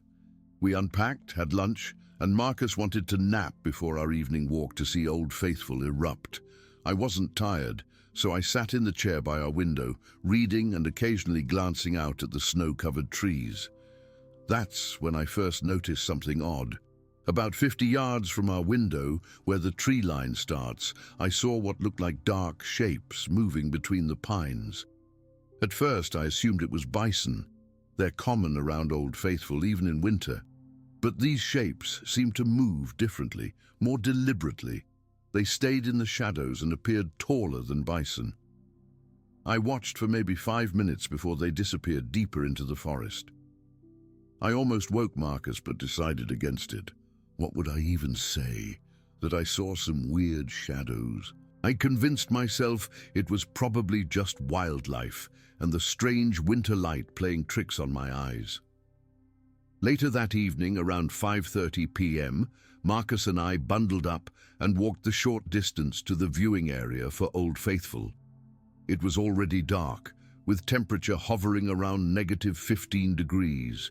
The geyser area was lit by those yellow pathway lights, and steam was rising from the various hotspots, creating this eerie fog that drifted through the air. Only about a dozen other people were there waiting, everyone keeping to themselves in the cold. As we stood there waiting for the eruption, I got this distinct feeling we were being watched. Not by the other tourists, but from somewhere in the surrounding darkness. I glanced over at Marcus and was surprised to see him scanning the tree line with a frown. "Do you feel that?" I whispered. He nodded slightly. "Like eyes on us." Before we could discuss it further, Old Faithful erupted, sending a massive column of steaming water into the night sky. Usually, this is the highlight of our first day, watching the water catch the moonlight as it falls. But that night, neither of us could fully appreciate it. We kept looking over our shoulders at the dark perimeter beyond the boardwalk. We hurried back to the lodge afterward and had dinner in the dining room. We didn't discuss what we'd felt, almost like saying it out loud would make it more real. We went to bed early around 9 p.m., both of us exhausted from the travel and the strange tension that had settled over us. Around 2 a.m., I jolted awake to a loud scratching sound against the exterior wall of our room. Marcus was already awake, sitting up in bed. "Bison," he whispered. "They sometimes rub against the buildings for warmth." This wasn't unusual. We'd experienced it in previous years. I got up anyway and peeked through the curtains. In the moonlight, I could clearly see 3 bison, a mother and 2 younger ones, their breath creating clouds of vapor in the frigid air. But something seemed off about them. They weren't calmly rubbing against the building for warmth. They appeared agitated, alert. Their heads were up, ears forward, looking toward the tree line. Then, without warning, all 3 suddenly bolted away, moving faster than I'd ever seen bison move, especially in deep snow. That's when I noticed a figure walking along the boardwalk that connects the various thermal features. This wasn't another tourist. It was nearly 2:30 a.m. now and -20 degrees. The figure was large with wide shoulders and moved with an odd, shuffling gait. I couldn't make out features in the darkness, but something about the silhouette felt wrong. Too big, too bulky to be a person. I withdrew from the window quickly, my heart hammering. "Marcus!" I hissed. "There's someone out there!" He joined me at the window, but by then, whatever I'd seen had disappeared into the steam rising from one of the hot springs. We stayed up for another hour, watching, but saw nothing else. Eventually, we convinced ourselves it must have been a park ranger or maintenance worker out on some late-night task. The next day, we stuck to our planned activities, though there was an unspoken tension between us. We rented snowshoes from the lodge and set out on one of the marked trails that loops around the geyser basin. The daytime temperature had risen to a balmy 5 degrees, and the sun made the snow sparkle like diamonds. For a while, it felt like our normal vacation again. About 2 miles into our snowshoe hike, we spotted the same 3 bison from the night before. I recognized the distinctive marking on the mother's face. They were grazing in a small clearing about 50 yards from the trail. As we passed, they looked up and began to follow us, maintaining that same distance. Bison can be dangerous, but they rarely follow people unless provoked. These 3 shadowed us for nearly a mile before finally veering off in another direction. "They're acting strange," Marcus commented. It was the first time either of us had acknowledged the odd behavior we'd been witnessing. "Everything feels strange this trip," I admitted. When we returned to the lodge that afternoon, Marcus decided to check the Old Faithful webcam on his iPad, something we often did in past years to time our visits to the geyser. As we watched the live feed, we saw several figures moving along the boardwalk near the thermal features. They appeared as dark silhouettes against the snow, broad-shouldered and moving with that same shuffling gait I'd observed the night before. "Are those people?" I asked. though I already knew they weren't. Marcus increased the brightness on his screen. "They're too big. And look how they're moving." We watched, transfixed, as the figures disappeared into a cloud of geyser mist. When the steam cleared, they were gone. Minutes later, we heard it. A long, undulating howl that seemed to come from everywhere and nowhere at once. It wasn't a wolf or coyote. It was deeper, more resonant, and followed by a distinct knocking sound, like someone striking wood against wood. Even from inside our lodge room, we could see the nearby bison react, becoming instantly alert and then moving rapidly away from the sound. Whatever made that noise frightened even them. We spent that night in the main lounge of the lodge, not wanting to be alone in our room. We claimed we were enjoying the fireplace, but really, we were seeking the security of other people. We didn't sleep much, and by morning, I was ready to suggest we cut our trip short. But Marcus, ever the rational one, insisted we were letting our imaginations run wild. We'd paid for a week, and winter weather was moving in. Leaving early might mean getting stuck in West Yellowstone anyway if the roads closed. So we stayed.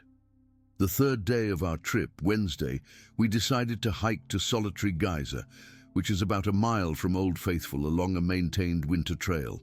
It was midday, around 1 p.m., the sky clear and bright. We figured daylight would be safer, and the trail was popular enough that we wouldn't be alone. We brought our snowshoes, but found the path well packed enough that we didn't need them. The hike starts with a moderate uphill climb through lodgepole pines before opening to the large boardwalk that surrounds the various thermal features. We passed several other hikers early on, mainly couples and a few solo photographers with their tripods. But as we continued beyond the main geyser basin towards Solitary, the other visitors thinned out until we were alone. About 3/4 of the way to Solitary Geyser, we passed Arum Geyser, a smaller feature that creates a beautiful blue pool when dormant.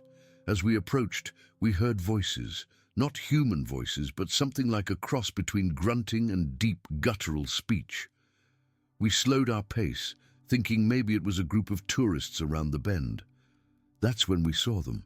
In a small clearing next to Arum, partially obscured by steam, stood 5 or 6 figures. They were enormous, at least 7 to 8 feet tall, with broad shoulders and bodies covered in dark, matted fur.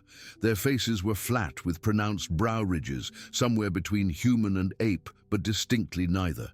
They were Bigfoot, Sasquatch, I don't know what else to call them, and they were agitated, making those guttural sounds while gesturing wildly. Marcus grabbed my arm so hard it left bruises, pulling me behind a large pine tree. We crouched there, petrified, watching the scene unfold less than 30 yards away. In the center of the group was a smaller figure, maybe 5 feet tall, with pale, almost white fur. It appeared younger, possibly juvenile, and the others seemed to be arguing over it. 2 of the larger creatures were pushing and shoving each other while gesturing at the small one. Then, to my horror, one of the large ones grabbed the pale juvenile by the arm and began dragging it toward one of the hot pools, as if threatening to throw it in. Another of the creatures, one with graying fur around its face, intervened, physically inserting itself between the juvenile and the hot water. This led to more shoving and those terrible vocalizations that made my skin crawl. During the commotion, the white juvenile broke free and bolted up the trail, directly toward where we were hiding. I've never been so terrified in my life. Marcus and I pressed ourselves against the tree trunk, barely breathing. The juvenile creature ran past us so closely I could have reached out and touched it. It didn't seem to notice us, focused only on escape. Its face, as it passed, was surprisingly human-like, with expressive eyes filled with what could only be described as fear. 2 of the larger creatures pursued it, thundering up the trail. They passed our hiding spot without slowing, but the third creature, the one that had intervened, stopped about 20 feet from us. It stood there, its massive head turning slowly, scanning the trees. I swear it looked directly at us, its eyes intelligent and calculating. Then, after what felt like an eternity but was probably only seconds, it continued up the trail after the others at a slower pace. The remaining creatures by the hot pool made more of those unsettling vocalization sounds before moving off in the opposite direction, disappearing into the forest. Marcus and I remained frozen in place for at least 10 minutes, afraid to move, afraid to even whisper. When we finally found the courage to stand, my legs were so weak I nearly collapsed. We didn't discuss what we'd just witnessed. There was no need to. We turned around and walked as quickly as we could back toward the lodge, constantly looking over our shoulders. When we reached the main geyser basin where other tourists were gathered, I finally broke down, trembling uncontrollably. A concerned family asked if we were okay, if we needed medical help. Marcus made up a story about me slipping on ice and getting scared. I couldn't speak at all. Back in our room, we packed our bags in silence. Marcus called the front desk and made up an emergency at home, saying we needed to leave immediately. It cost us a fortune in change fees and early checkout penalties, but we didn't care. We waited in the main lobby, surrounded by people, until the snow coach arrived for the unscheduled pickup. The driver was annoyed at the last-minute change, but became concerned when he saw our faces. "Everything all right?" he asked. "You folks look like you've seen a ghost." "Something like that," Marcus replied quietly. As the snow coach pulled away from Old Faithful, I looked back at the winter wonderland that had previously brought us so much joy. Steam rose from the various thermal features, creating that mystical landscape I'd once loved. Now it just looked like perfect cover for things that shouldn't exist. We never returned to Yellowstone after that. Our beloved wilderness tradition ended that day. For weeks afterward, we avoided discussing what we'd seen, as if not talking about it might somehow erase it from reality.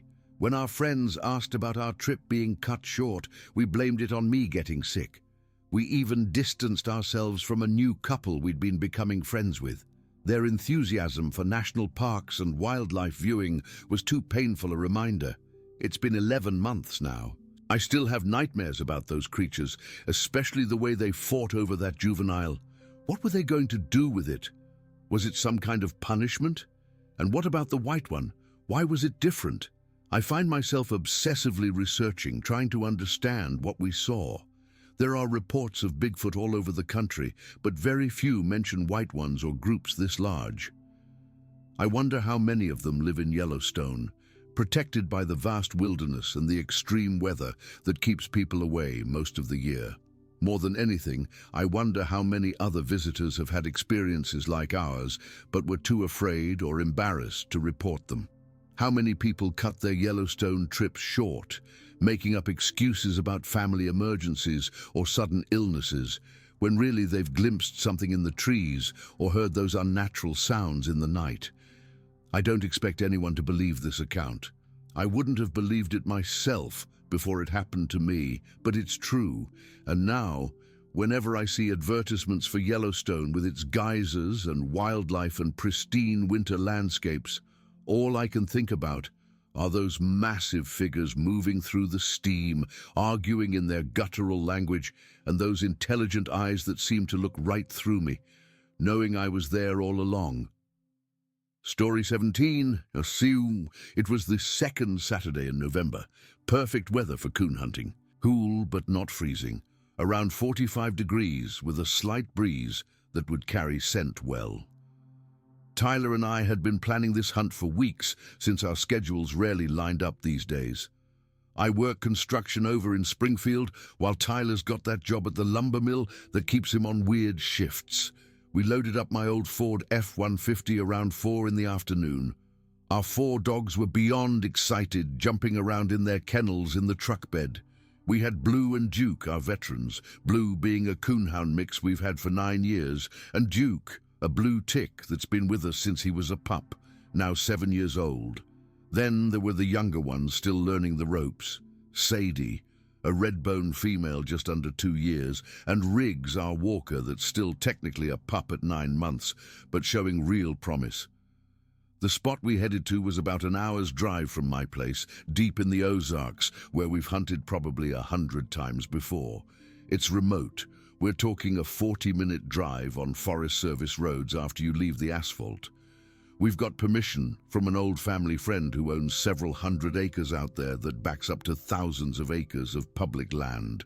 Perfect raccoon territory with plenty of creek bottoms, hickories, and oaks. We arrived just before dusk and parked at our usual spot, a small clearing near an old logging road. I remember checking my watch. It was 5:38 when we let the dogs out of their kennels. All 4 immediately started sniffing around, tails wagging, noses to the ground.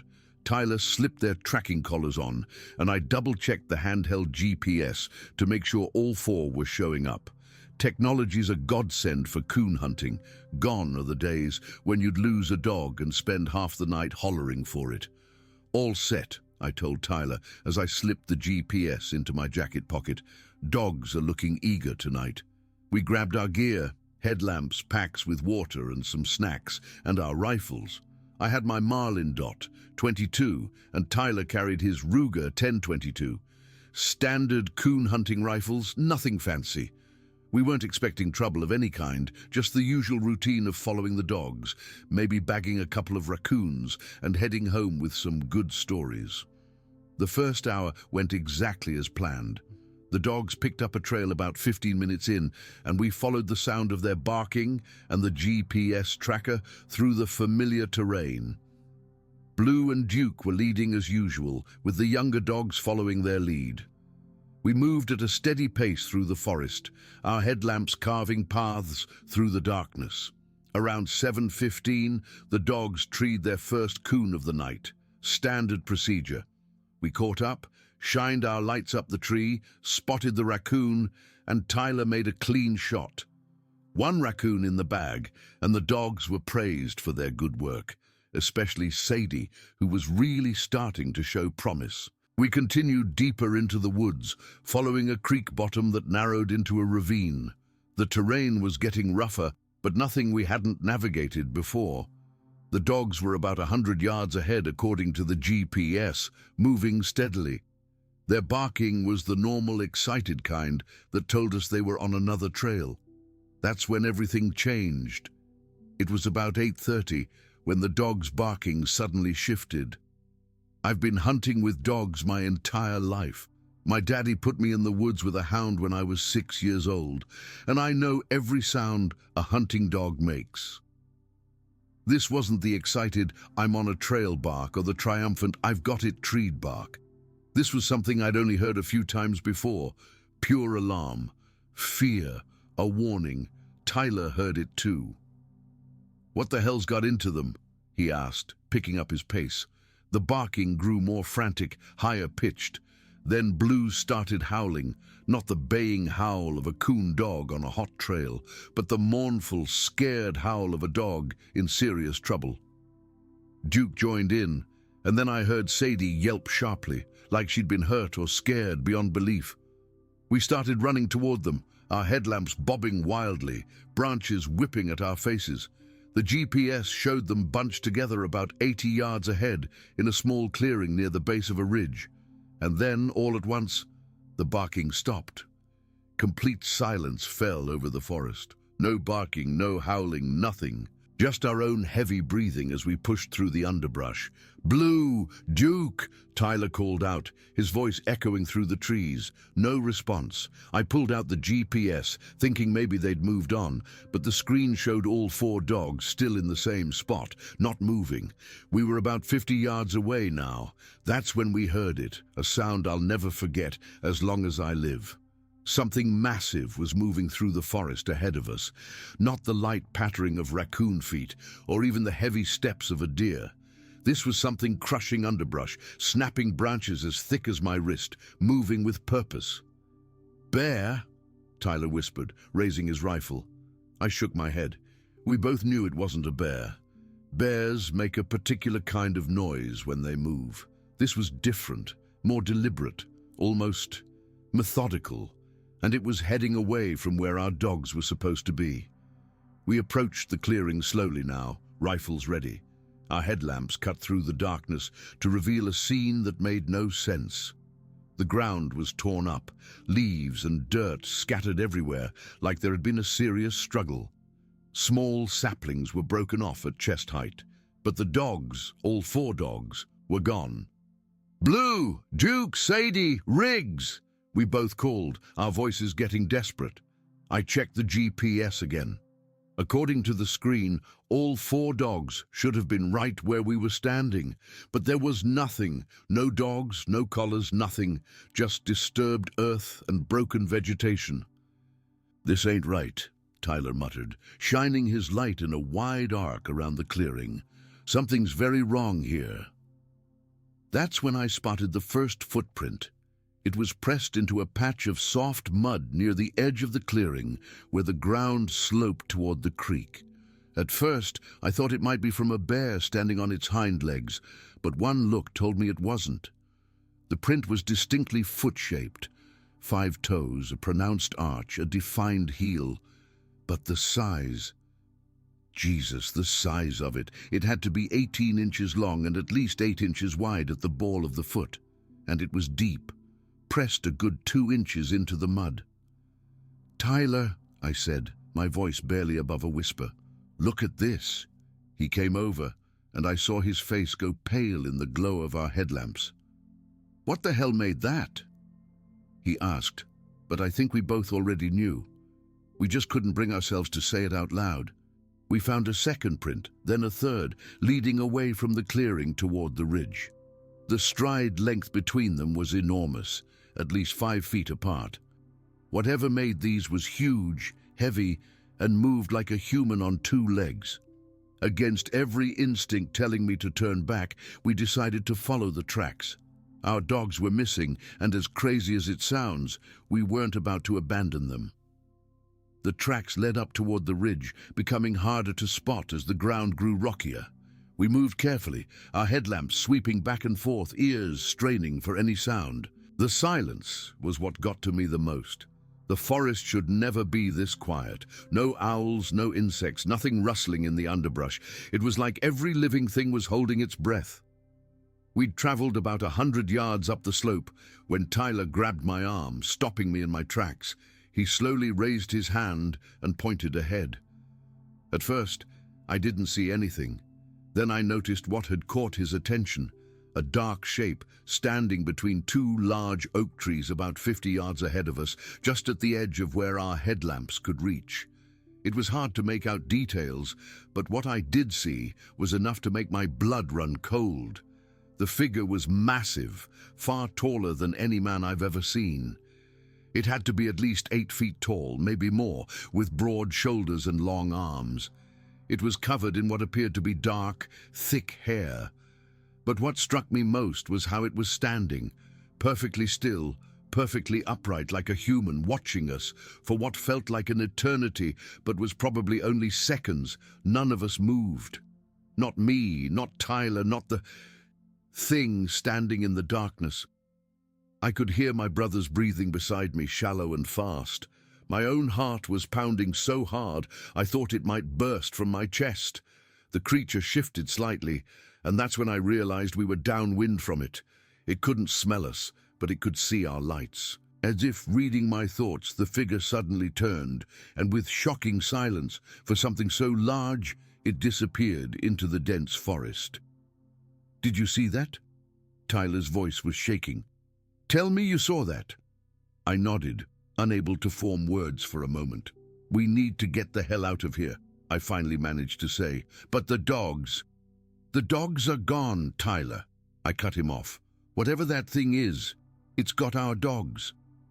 We backed away slowly, not taking our eyes off the spot where the creature had vanished. Then, by unspoken agreement, we turned and moved as quickly as we dared back down the slope toward the clearing and then toward our truck. Every snap of a twig, every rustle of leaves had us spinning around, expecting to see that massive shape bearing down on us. But nothing followed, at least nothing we could see or hear.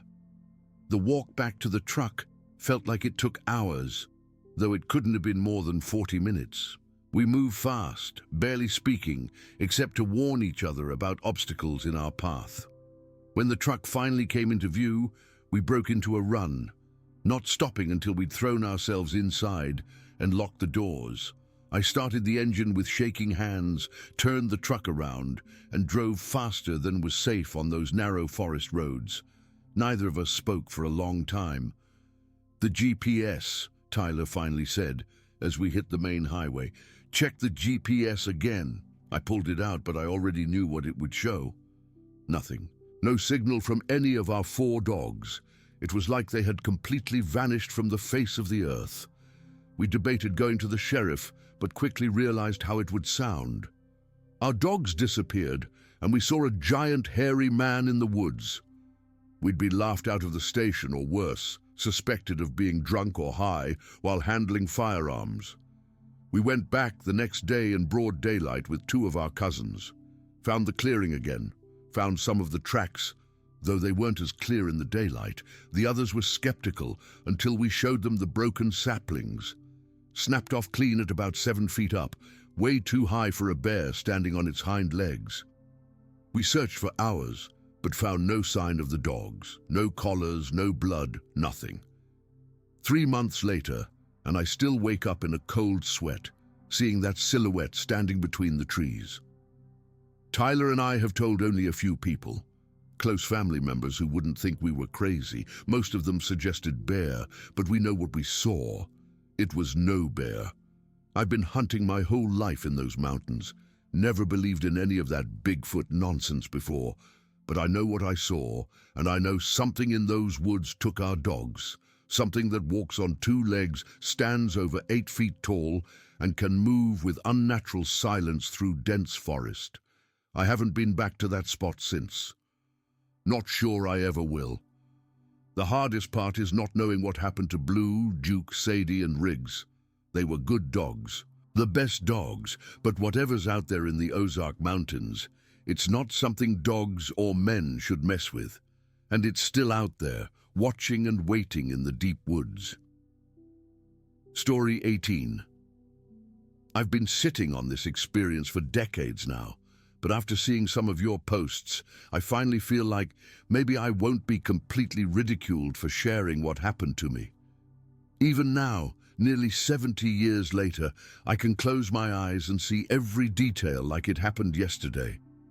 This was October 1955. I'm Marcus Holloway, and back then, I was 32 years old. I'd spent my whole life in the wilderness, tracking, hunting, studying wildlife behaviors. My father taught me everything about animal patterns, and I'd tracked just about every creature in the Canadian wilderness. I thought I'd seen it all until that day on Micah Mountain. I'd been planning to explore an old abandoned mine shaft near Tech Joan Cache for months. It's about 80 miles west of Jasper, Alberta, remote as hell even by today's standards, but back then it was practically another planet. The area wasn't completely unmapped, but it was the kind of wilderness where you could go weeks without seeing another human being. The morning started like any other expedition. I packed light, my Winchester rifle, more out of habit than anything, a canteen, some jerky, and a small notebook I always carried to document interesting findings. The weather was crisp but not unbearable, probably around 45 degrees. Perfect hiking weather. I remember the climb up Micah Mountain vividly. The trail wasn't maintained, so I was basically forging my own path through dense pine and spruce. The smell of those trees, mixed with the earthy scent of fallen leaves, is something I can still recall perfectly. My boots were getting soaked from the morning dew, but I'd been walking for about 4 hours and was making good progress. Around midday, I finally reached the area where the old mine was supposed to be. The entrance was partially collapsed, just a dark hole in the mountainside surrounded by rotting timber supports. I didn't actually plan to go inside. I'm not that stupid, but I wanted to document it and maybe collect some mineral samples from around the entrance. I found a small rock outcropping about 50 yards from the mine entrance and sat down to have some water and jerky. The forest was quiet except for the occasional bird call and the wind rustling through the pine needles. I remember thinking how peaceful it was. That's when I noticed movement in the brush about 75 yards down the slope. My first thought was grizzly. I'd encountered plenty of bears before, and my hand instinctively moved toward my rifle, but something felt off about the movement pattern. Bears have a distinctive way of moving through brush, and this wasn't it. I sat completely still, my jerky halfway to my mouth, just watching. Then it emerged partially from the thicket, and I swear my heart stopped for a second. It wasn't a bear. It wasn't anything I'd ever seen before.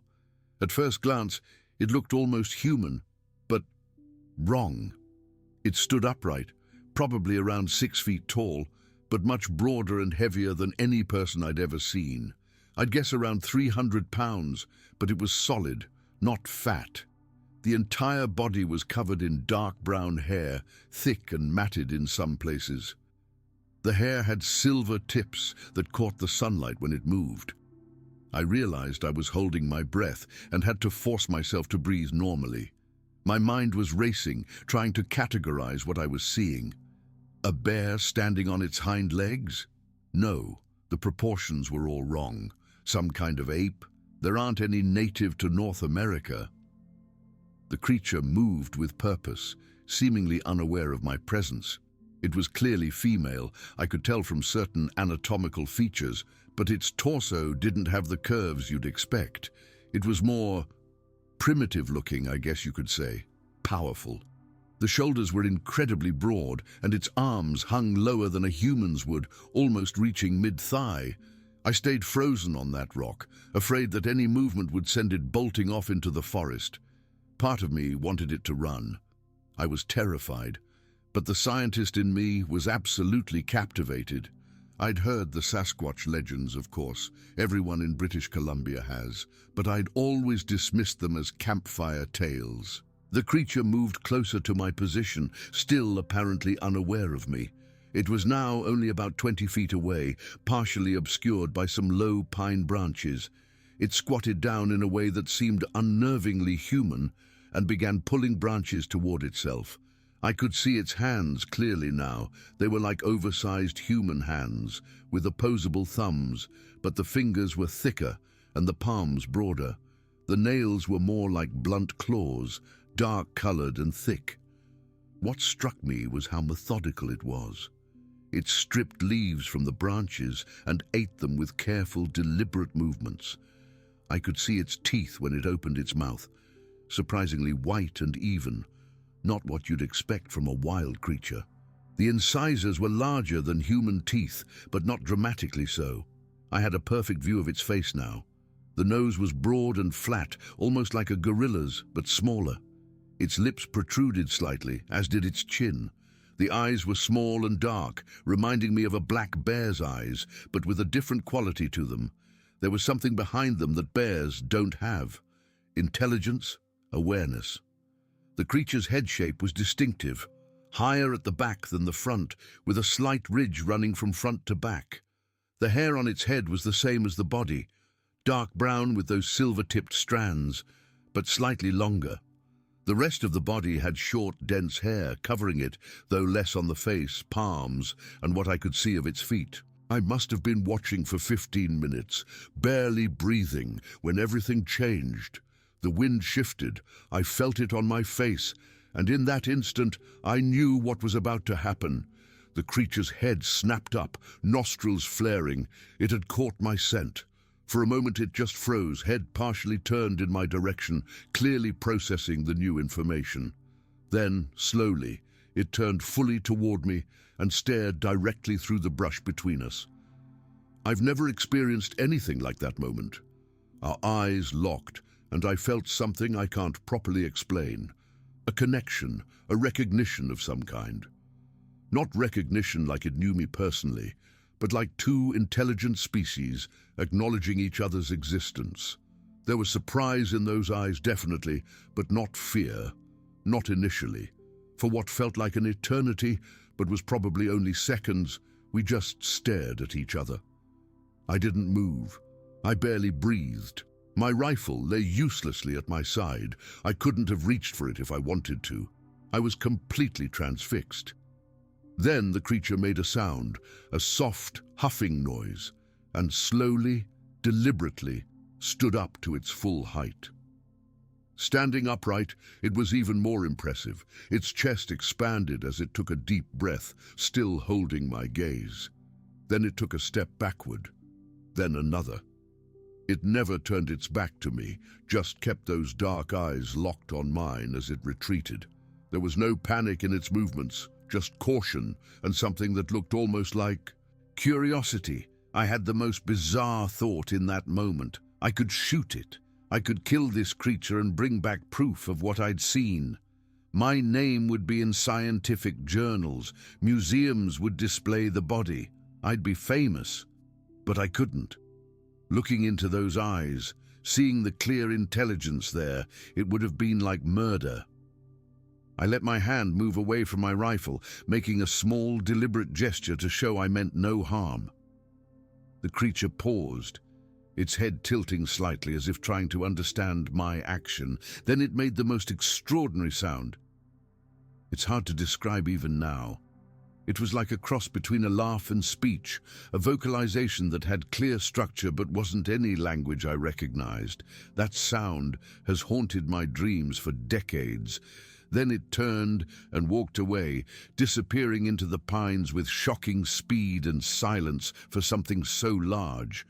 The whole encounter had lasted maybe 20 minutes, but it felt both instantaneous and eternal. I sat on that rock for another hour, completely stunned. My hands were shaking so badly I couldn't write in my notebook.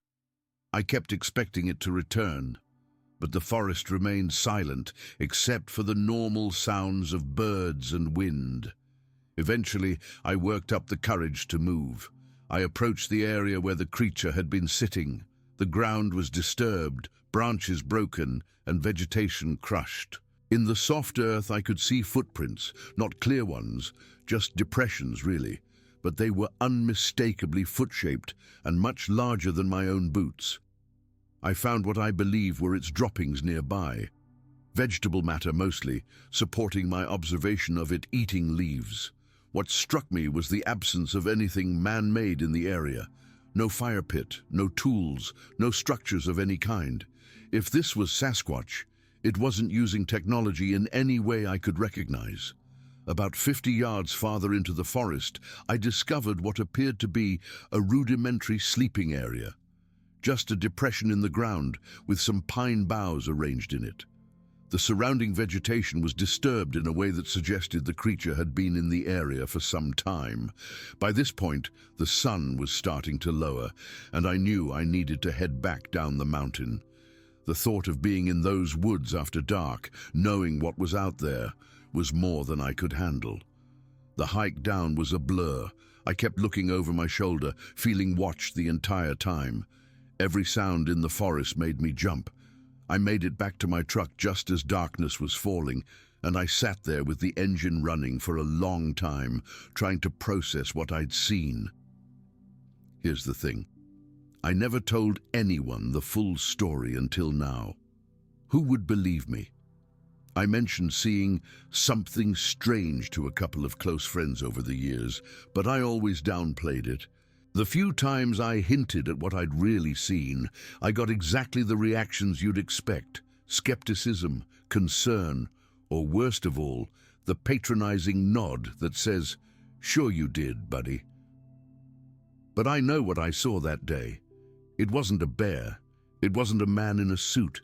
It was something in between, something that shouldn't exist according to science, but was as real as the trees and rocks around me. The experience changed me. I continued my work as a naturalist, but I was always looking, always hoping for another glimpse. I never saw another one, though there were times in the deep wilderness when I felt that same sense of being watched, of not being alone. I've read every Sasquatch report that's come out in the decades since. Some sound like hoaxes or misidentifications, but some have details that match what I saw so perfectly that I know the observers must have had a real encounter too. The descriptions of the movement, The intelligence in the eyes, the way they retreat without turning their backs. These aren't things you'd make up or guess. I'm an old man now. I've got nothing to gain by making this up, and frankly, I don't care anymore if people think I'm crazy. I know what I saw on Micah Mountain in 1955. I looked into the eyes of something that science says doesn't exist, and it looked back at me with awareness and intelligence. Sometimes I wonder what would have happened if I'd made a different choice, if I'd called out to it, or followed it, or, heaven forbid, shot it. But mostly, I'm grateful for the encounter exactly as it was. For just a few minutes, I glimpsed a mystery that most people will never know exists. That laugh-speak sound it made as it left. Sometimes I still hear it in my dreams. It sounded almost like it was trying to communicate, to say something specific. What message was a supposedly non-existent creature trying to share with me? I'll never know, but I'll also never forget.